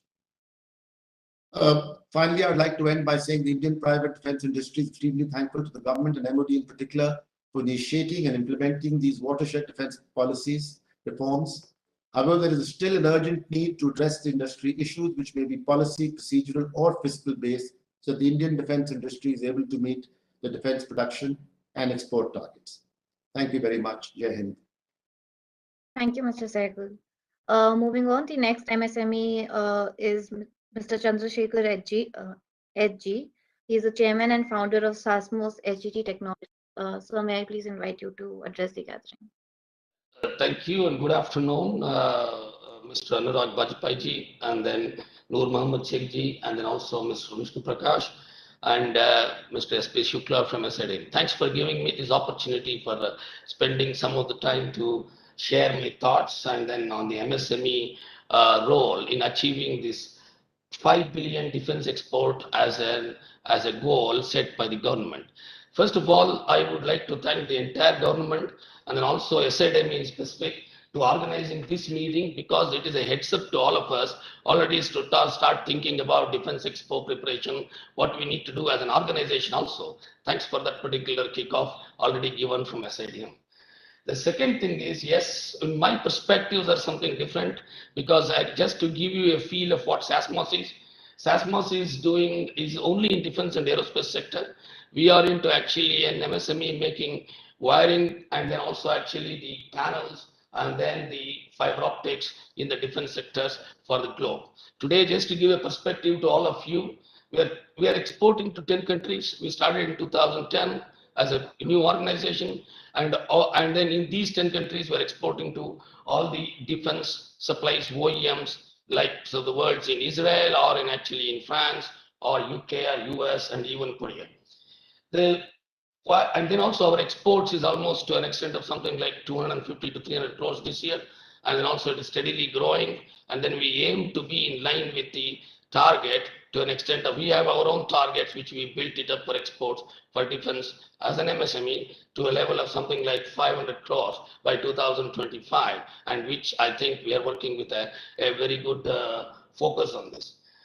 See, role of MSME is very critical, because in my opinion, MSME, which really makes subsystems, components, or the backbone, like already said by many of you, but at the same time, this gives a sustainable manufacturing base for exports too, where the nimbleness and the focus brings a lot of opportunities, which this particular multi-technology area requires from an OEM perspective as a focused approach in that way. Platforms, like somebody, actually Mr. Shukla was talking about the platform sales. Yes, platform sale is more of a project or a demand from a country, but whereas the component sales, in addition to platform sales, makes you really, the undercurrent is very clear with respect to the exports to the different countries, where we add value with respect to costs, and then also with respect to multi-technology, and then the ability to get a speed response to these particular components. Thanks to many public sectors, like what actually already heard, that they created a lot of MSMEs. I was just taking some numbers in my mind just to put the perspective. If we really see 50% of the exports needs to happen from MSME by 2025, then it is supposed to be roughly around something like 17,000 crores. We already said 16,000 different companies are available as MSME. Can government and SIDM can really create an opportunity to address 500 MSMEs who could be capable of turning it around to something like 20 to 30 crores worth of an export per annum by 2025 by providing an opportunity or a links and the capabilities in a focused manner.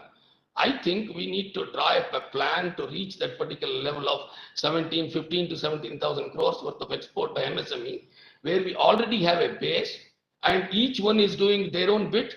But at the same time, I think if the government can really organize, along with the forums like SIDM, a specific way to address a nodal points, how we can really carry on either on existing strength or on a new opportunities that we can really actually bring up with government initiatives too, driving some 500 key export-oriented MSMEs who can really become a global players in the organization, in the country for defense export, which can be a very high sustainable version.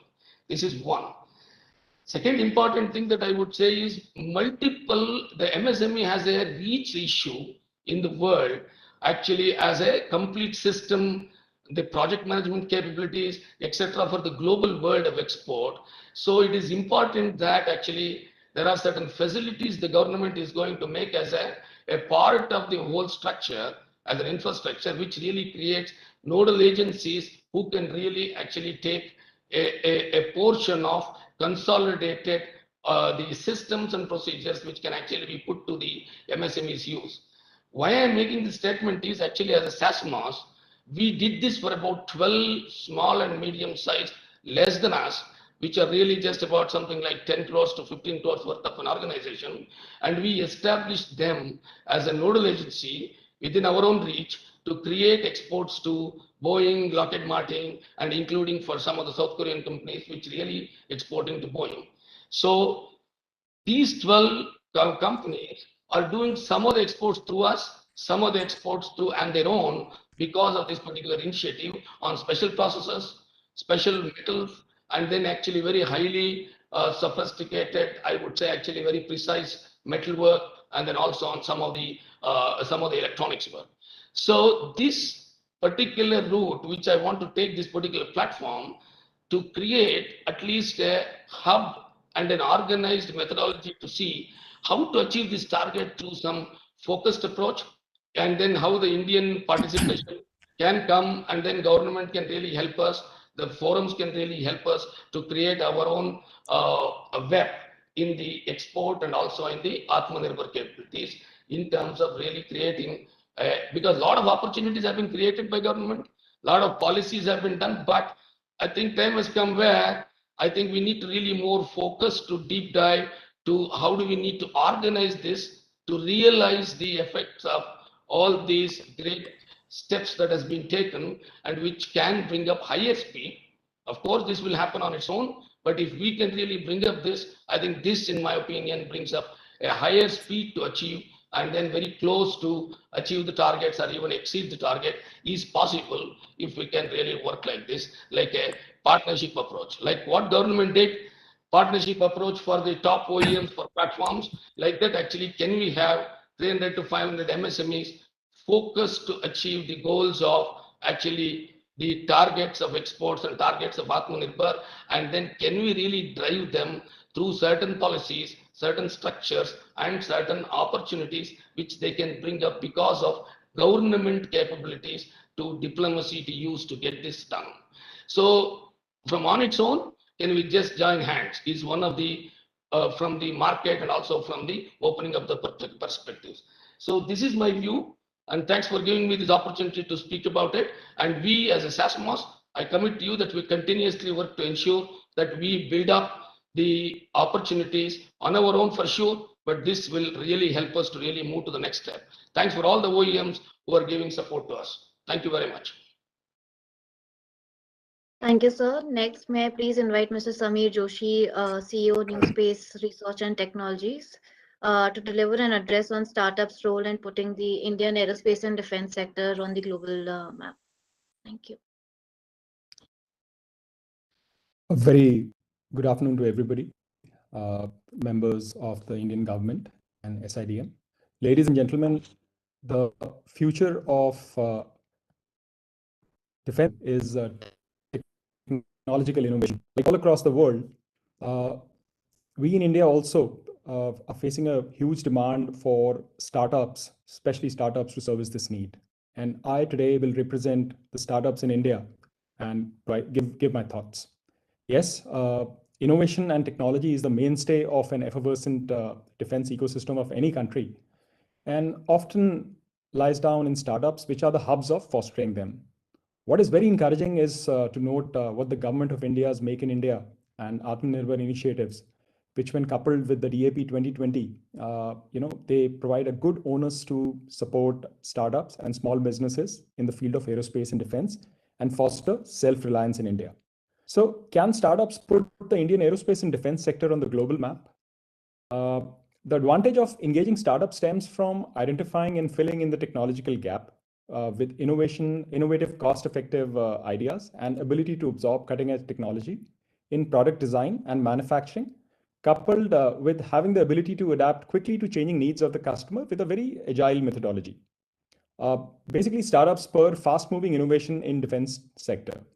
Innovation in defense can be understood as the creation of application of new or advanced products or services, processes or technologies, and also adding value for application of an existing technology to a different problem or domain aimed at enhancing military capabilities. At present, world over, especially in Israel and US, I'm not talking of China here, startups have emerged as focal points in driving innovation in military technology. In fact, all big names in Israel have reached the pinnacle after a long and arduous journey, initially proving themselves as startups post the 1973 Arab-Israel war. We have a similar story in the US. But what is pertinent to note is that these startups, beyond having the right stuff towards technological innovation, were nurtured and supported to the hilt by the governments. And this is happening even now, especially with shorter technology innovation cycles, which are not only overwhelming the legacy product development initiatives, but are also putting strain on the investments going in the defense ecosystem. Just to give an example, the US DoD will be purchasing close to about $10 billion equipment in the next 2 years from startups which have been identified through various engagement mechanisms. Now, what is even amazing is the fact that at least $7 billion of this funding will go in creating technology demonstrators and prototypes for future technologies. Mind you, ladies and gentlemen, we are not looking at the final product as of now. The US government is putting $7 billion just in getting technology prototypes for future technologies. The Indian government, I think, realizes that India needs to play catch up in the technology innovation sector and has various initiatives like IDEX, Service Technology Defense Boards, Technology Development Fund to support and nurture startups. I'll give a perspective on how this will help the ecosystem. India, as on date, is lacking in deep tech and hardware startups for defense technologies. In fact, we're lacking in the private sector in both these domains. At present, the startups in defense sector are few, focusing on the low fruits and quick commercial turnarounds to survive in a highly ambiguous space. Yes, those who have ventured are seen to be struggling to survive the adverse business atmosphere of the defense sector. We have to accept the fact that there is an absence of a strong and vibrant defense industrial base towards achieving technology self-reliance. Resultantly, India imports about 60 to 70% of defense weapon technologies, with the country spending close to $10 billion every year, making India one of the largest arms importer of the defense systems. Furthermore, these defense technologies purchased are vulnerable to denial of transfer of technologies and at times sanctions, making India dependent, as a large number of speakers before me have pointed out. Now, without captive and homebred research and development, India will not be able to make an impact on futuristic product development. In the past, the government sector in defense design and production worked in closed compartments, and DPSUs and AFP mainly relied on build-to-print production. This is also true for major private sector companies who have been comfortable in transfer of technology models towards indigenization, rather than investing a large sum of money and effort in R&D and commercializing the same. While there has been a change in the approach of the Indian PSUs and large private sector defense majors, with the government opening up the tightly locked procurement processes, focusing on indigenous production and initiatives like positive indigenization lists, there is also a need for the government to do more to tap into the capability of these majors, government or private sector. But till funding is not committed for the ecosystem towards research and development, very few will stick to large strides in blue sky research. Thus, at the macro level, the country is still at a catch-up mode. The major limitation of the present is that the country imports technology, tries to indigenize, and by the time indigenization takes place, the new one has already come. Consequently, India's focus on indigenization cannot be completed unless startups, MSMEs, and the defense majors adopt innovation towards technology development, as well as manage the supply chains to further foster them. This has to be supported by the government of India. We have to accept that India's position in Global Innovation Index has been sliding year-on-the-year basis. The key reason is that India's research and development investments in knowledge and innovation systems are not proportionate with India's economic development. The DRDO and certain private sector defense companies involved in defense R&D in military technology are constrained by the lack of an effective ecosystem and inadequate investment on R&D. India's spending on defense R&D is about 0.8% of the GDP, which is well below major nations like Israel, Korea, Japan, US, China, and Germany. Ladies and gentlemen, if there is no innovation, there will be very few in the market who will buy indigenous products beyond our own borders. While celebrating the joint ventures and transfer of technologies, the true spirit of Atmanirbhar and Make in India IDDM will be fostered by truly Indian designed and manufactured products, which are class leading in the world. Here, along with DRDO, DPSUs, and Indian private sector majors, startups and MSMEs can play a very critical and core role. Technology startups are the new face of India and can successfully enhance India's innovation drive with captive R&D. So how can the government further encourage these agile companies to have a razor-sharp focus on R&D? The government needs to follow Make in India into practice in future, as well as coupled with acting as a catalyst to help startups cross the inherent entry-level barriers specific to this sector. Take the example of IDEX. This is a fantastic initiative to connect the startups directly to the end user. But why cap the budget at only 1.5 crore rupees? The government should consider increasing the outlay to at least 10 crore rupees. Ladies and gentlemen, with 1.5 crore rupees, we will not be able to even give you a proper prototype, let alone a product. Please remember that funding is the first impediment to a bright idea.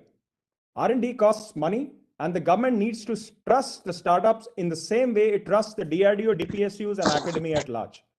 An example should be taken from Israel, which perfectly blended military technology and innovation, emerging principally from startups, resultantly making the country an advanced and high technology defense global center. The second challenge is the process. Yes, we in India are process oriented and not goal oriented. The DAP 2020 has part addressed this issue with reforms, but to meet the challenging target of $5 billion exports, an impetus of R&D has to be reconsidered with a large engagement model, which is less process heavy. There is also a need for the government side to cater towards the many internal and external challenges faced by the startups and MSMEs in order to spur fast-moving innovation in the Indian defense sector. Also, there is a lack of interaction between the startups and the defense forces to understand their challenges and build the solutions that needs to be addressed at the earliest. I mean, there is just no direct contact. There are accelerators, there are otherwise, the middlemen who will introduce, but where is the defense challenge?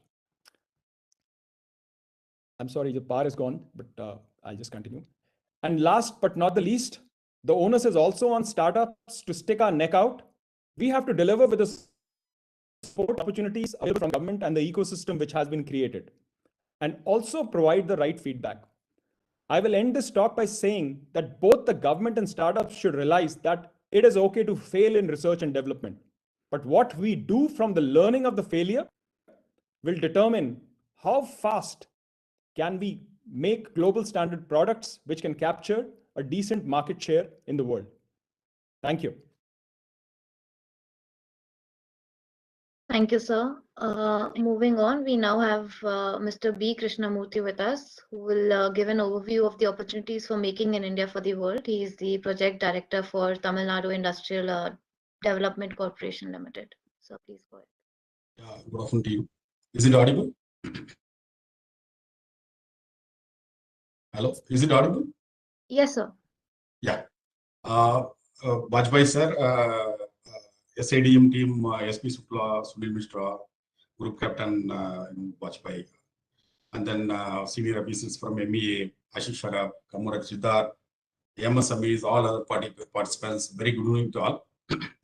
Firstly, thank for the opportunity of giving few outlines of opportunities for making in India for the world. And today it is the momentous day. In fact, in 2019, on the same day, Tamil Nadu was declared as one of the defense corridor. And we will see how the progress we have made to make it as a hub to supply to the world and realizing the objectives of government of India. So the previous speakers, they have already covered what is our target set in terms of how the economy should be by $25 billion economy in defense, and then what is the export target, what is the MSME, what is their role and all.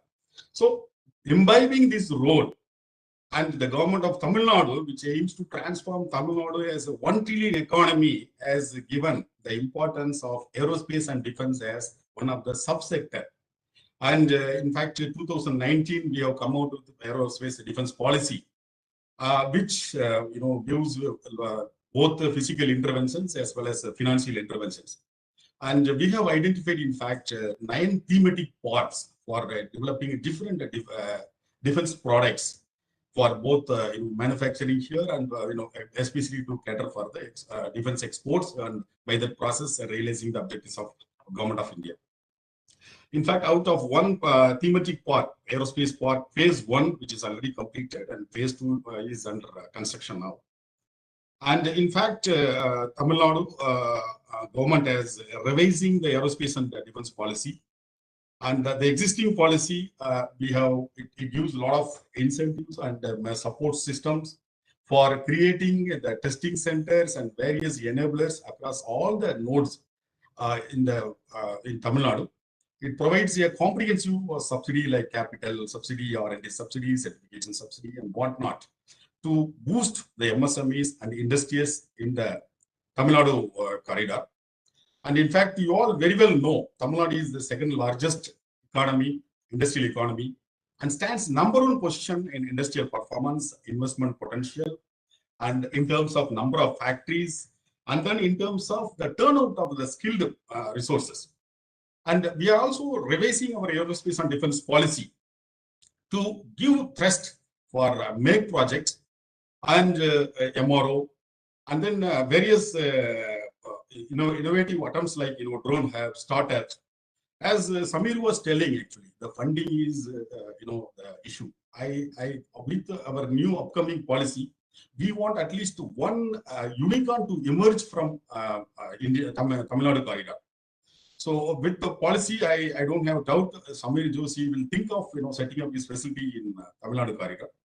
And in fact, Chandrasekhar was mentioning, my previous speaker, that there should be a comprehensive wish list and then a support system from government to boost MSME.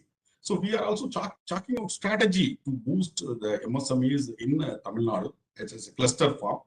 And because each cluster have different capabilities, and we have come out with comprehensive strategy for each cluster in terms of strength, and then address the gaps by way of technological and various gaps that is required for boosting the different clusters. So, apart from these, we have, since the Ministry of Defense policy permits the 2x advantage in safe of discharging offsets, we are also reaching out to various countries to discharge the offset obligations, and looking for strategic partnership, and then TOT, and encouraging joint ventures. And in this process, the trade bodies like SADM and SICI and FICI, all the trade bodies, we are starting this. So these are all the few initiatives from Government of Tamil Nadu to make Tamil Nadu as a hub to promote for manufacturing, and make it as a hub for defense and to supplement the efforts of Government of India. And having said this, I remember the words of our Honorable PM, who always says that we should walk together, work together, and progress together. And I also remind this occasion is golden words, that when the right action is not taken at the right time, then it is the time itself that causes the action to fail. Having said that, these words, the previous speakers, Ashish Sharaf from Thales, and then Commander Siddharth Mishra, he was talking about the various opportunities being created to boost the missile manufacturing, and then how Thales is contributing to the India to towards indigenizing the technology, the transfer of technology, different phases, how effectively they are supporting the objectives of Government of India. And in fact, the same day, today, I would like to mention that Tamil Nadu, the SSLV project, short satellite launching vehicle facilities are coming up. And the 1/3 land required for the facilities is being handed over today. It is handed over today. And we are also developing an industrial park catering especially for space technology, the dual-use technology, missile technology. And in fact, from Thales, he was mentioning that how the TOT and various support towards discharging the obligations of offset, it is being extended to Government of India. So I would like to draw upon the attention of Thales. Sir, we have the obligations of 1 billion offset obligations. Taking this opportunity of this present my speech here, you are already one of the IOP partner is from Hosur. It's a Titan Engineering. It's very specialized in precision engineering. precision engineering and other materials. We have more than 1 lakh MSME presence and about 500 odd MSMEs existing vibrantly working for defense sector. Definitely, we can contribute to the expansion of your IOP and various other partners towards part of your supply chain mechanism. Yeah, preferably, I mean, especially the items like electronics, defense electronics, sensors, underwater technology, optronics, the various other required areas, especially for missile manufacturing. Definitely, we can think of the IOP and BDL also. Part of missile manufacturing facility, we can think of setting up of the facilities. So, government of Tamil Nadu is coming out with various strategies and support system. So it welcomes for any kind of investment, any kind of opportunity. You're all welcome. And with these few words, I thank for the opportunity being given, and I wish this seminar to be successful. Thank you. Thank you so much, sir. We'll now move on to the Group Captain Banerjee. Your audio is not clear.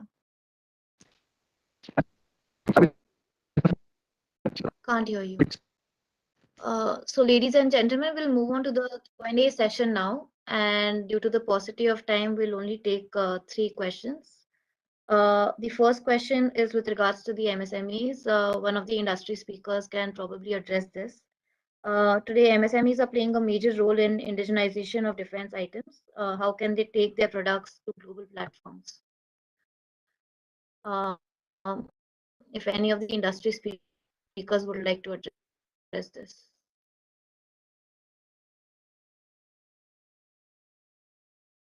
Mr. Sehgal or Mr. Chandrasekhar, since you spoke about the role of MSME, request you can answer this.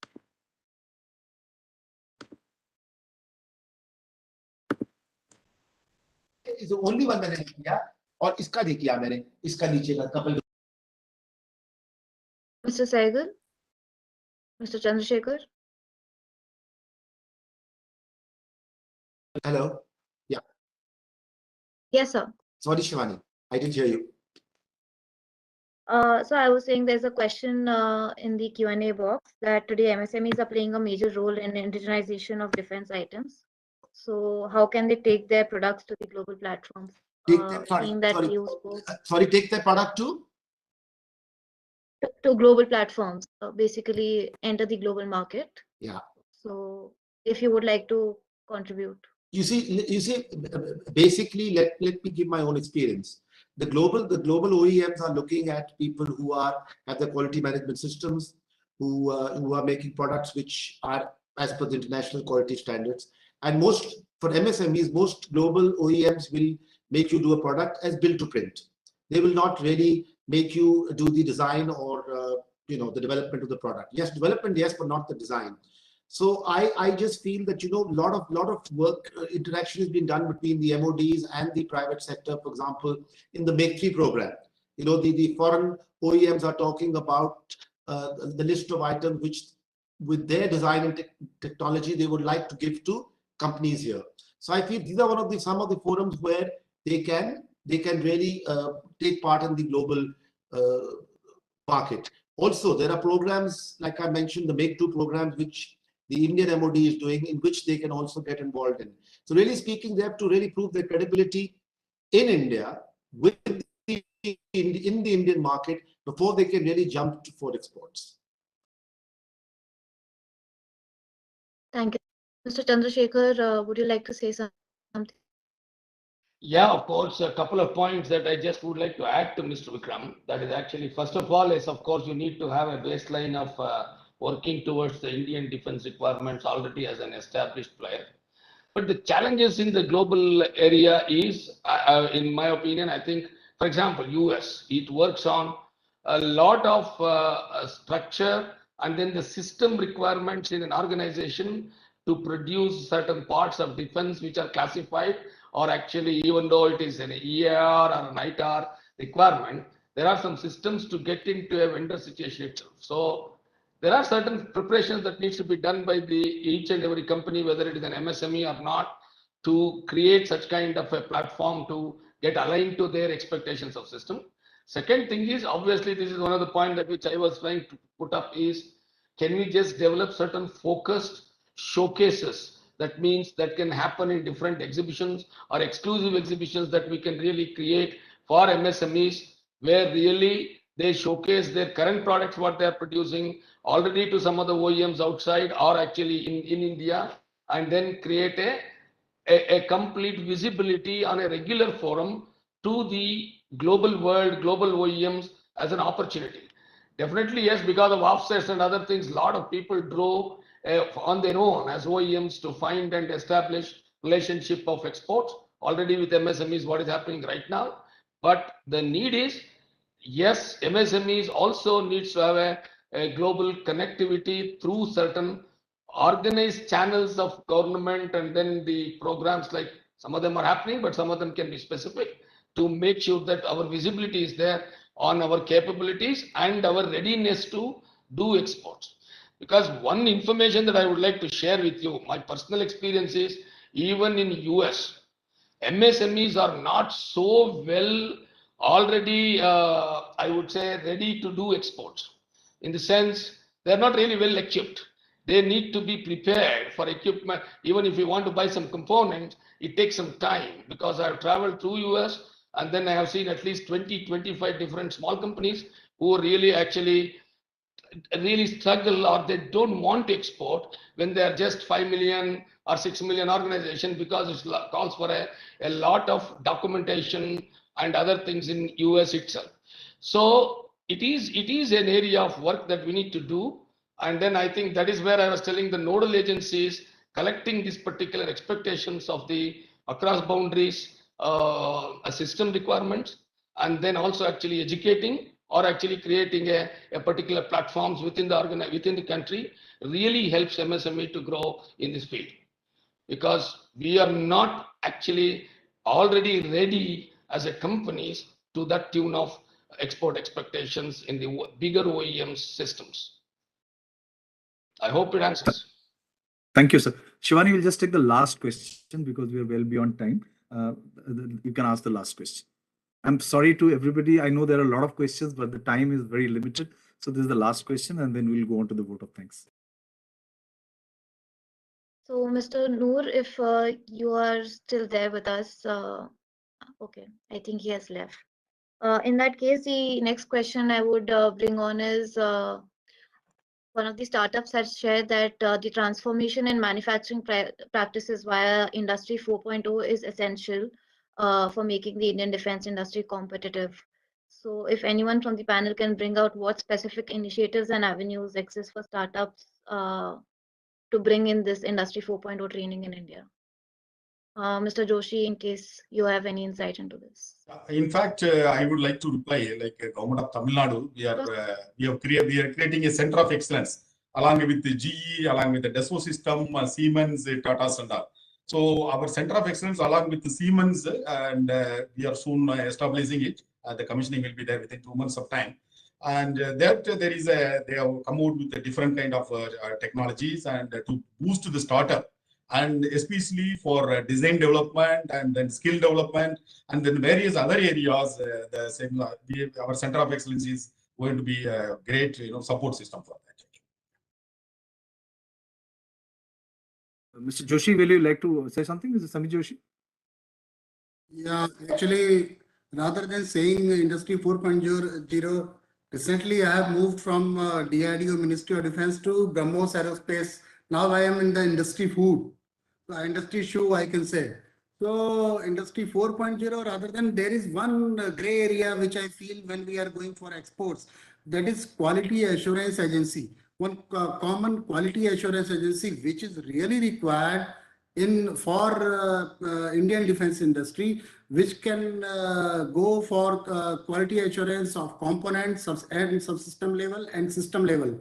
Because when we are going for component and subsystem level, if we are making 10 components for major platforms and other things, the testing, suppose I am making 10 components.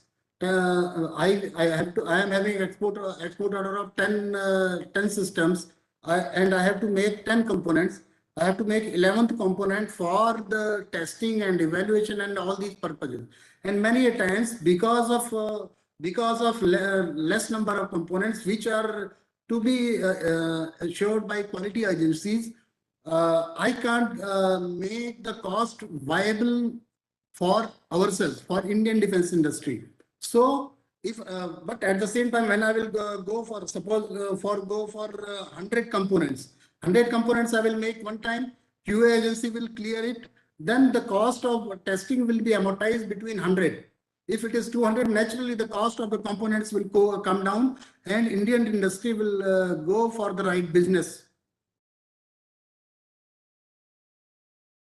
Thank you, sir. And Mr. Samir Joshi, as the startup rep, would you like to say something?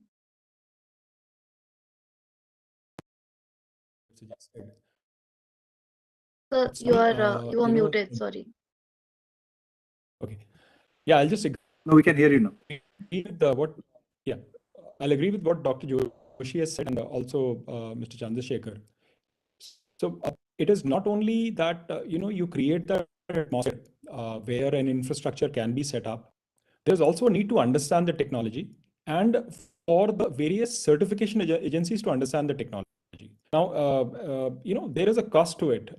Any product which goes out in the market, especially the end user, because the end user will not differentiate that it is coming from DRDO or a startup. For him, it is the same product which he has to deploy in the field. He cannot lower the standards. Towards this, all future-looking products or search products, I think there is a need for, especially the certification agencies, to upgrade themselves with what is happening in the startup ecosystem, and not only startup ecosystems. Just upgrade to the live demands of what the Make in India programs have been listed, or what is happening towards the innovation in various serials with various agencies. So that is the first step where a person, when he's actually going in for the process, he's not he's actually not afraid to go forward and engage with these agencies. That is one part. Second is also onus, as I said, is on the startup. I mean, if we are in this business of setting up a future-looking product development, we should be very much aware what we need to do with it. You cannot give a half-baked product to any agencies because nobody will take it. And then we can't crib and blame the government because there is no policy or the product is not sufficiently been test trialed or used by the agencies. We just are not in a position to push a product which is not ready for the market. So it is an overall internal engagement and understanding of what we are making, understanding the environment which has to be served with the same, and last but not the least, understanding the nuances of how to design it, develop it further, manufacture it, and thereafter do the testing processes. I mean, all this is a combination which an entrepreneur or any startup will have to go through, and this is the reality of life. So I think it's an overall process. I think it plays, the ball is in both courts, and we need to be subjective and very dynamic in our approach to address this. Thank you, Mr. Joshi. With this, we'll conclude the Q&A, and may I please invite Mr. Sunil Mishra, DG SIDM, to officially close the session with a vote of thanks. Am I audible? You are, sir. Okay, I might two bit on these two questions from MSME and also from the startup. There's a very rich pool of resources of industry within an industry association. And industry associations keep doing such activities which are aimed at not only technological, but also which give opportunities from time to time to reach out to the global market.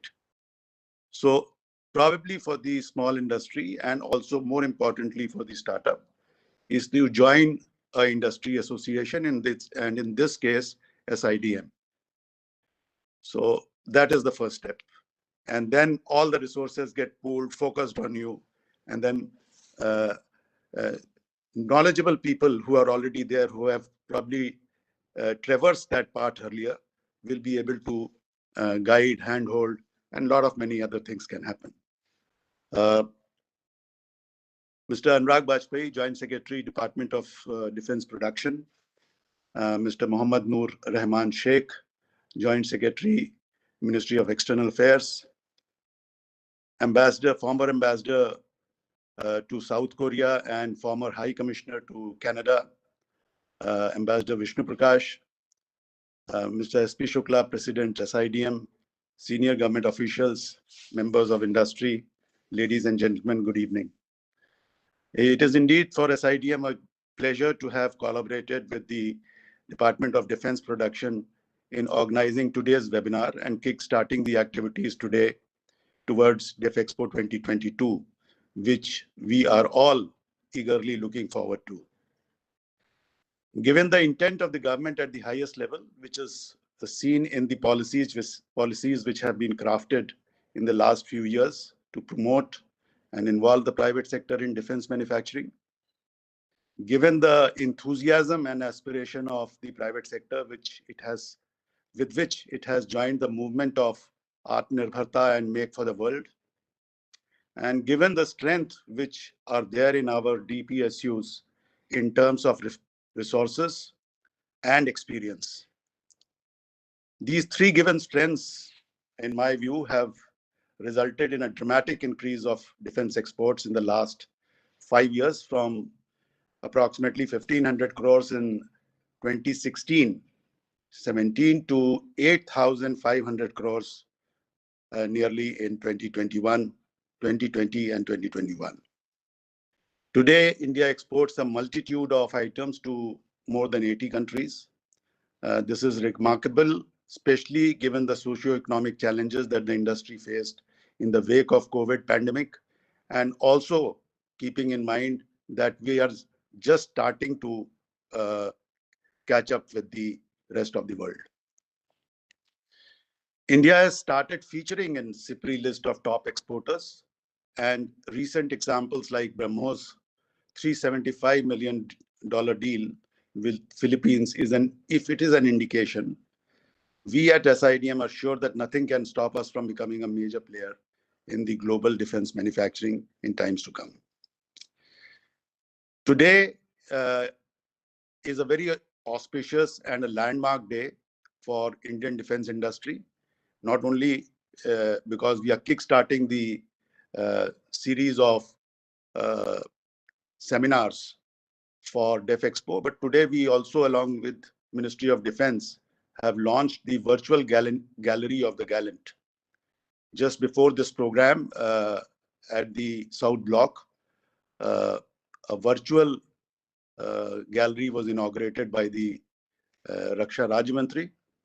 And I take this opportunity to inform you with pleasure that SIDM also played a role in designing and the development of the virtual gallery. Please do visit this. It's a very important activity which has been started by Ministry of Defense. I, on behalf of SIDM, I'm very grateful for the participation of the panelists from the industry and the government to have spared their valuable time for this webinar. We all are looking forward to DefExpo 2022 at Gandhinagar, and I'm sure it will play its catalytic role in furthering the objective of making India the global hub for defense manufacturing. Thank you, Mr. Bajpai, Mr. Sheikh, Ambassador Vishnu Prakash, President SIDM, Mr. Shukla, Commander Mishra, Dr. Joshi, Mr. Krishnamurthy, and my distinguished colleagues from industry. With this, we bring the webinar to a close. Thank you very much. Jai Hind. Thank you. Thank you, sir. Thank And you. I would also like to place on record a special thanks to Mr. Dubey for coordinating with us and helping us arrange this webinar. Thank you, Mr. Ajay Dubey. Thanks a lot. Thank you, everyone. Yeah, bye. Thank you. Thank you all.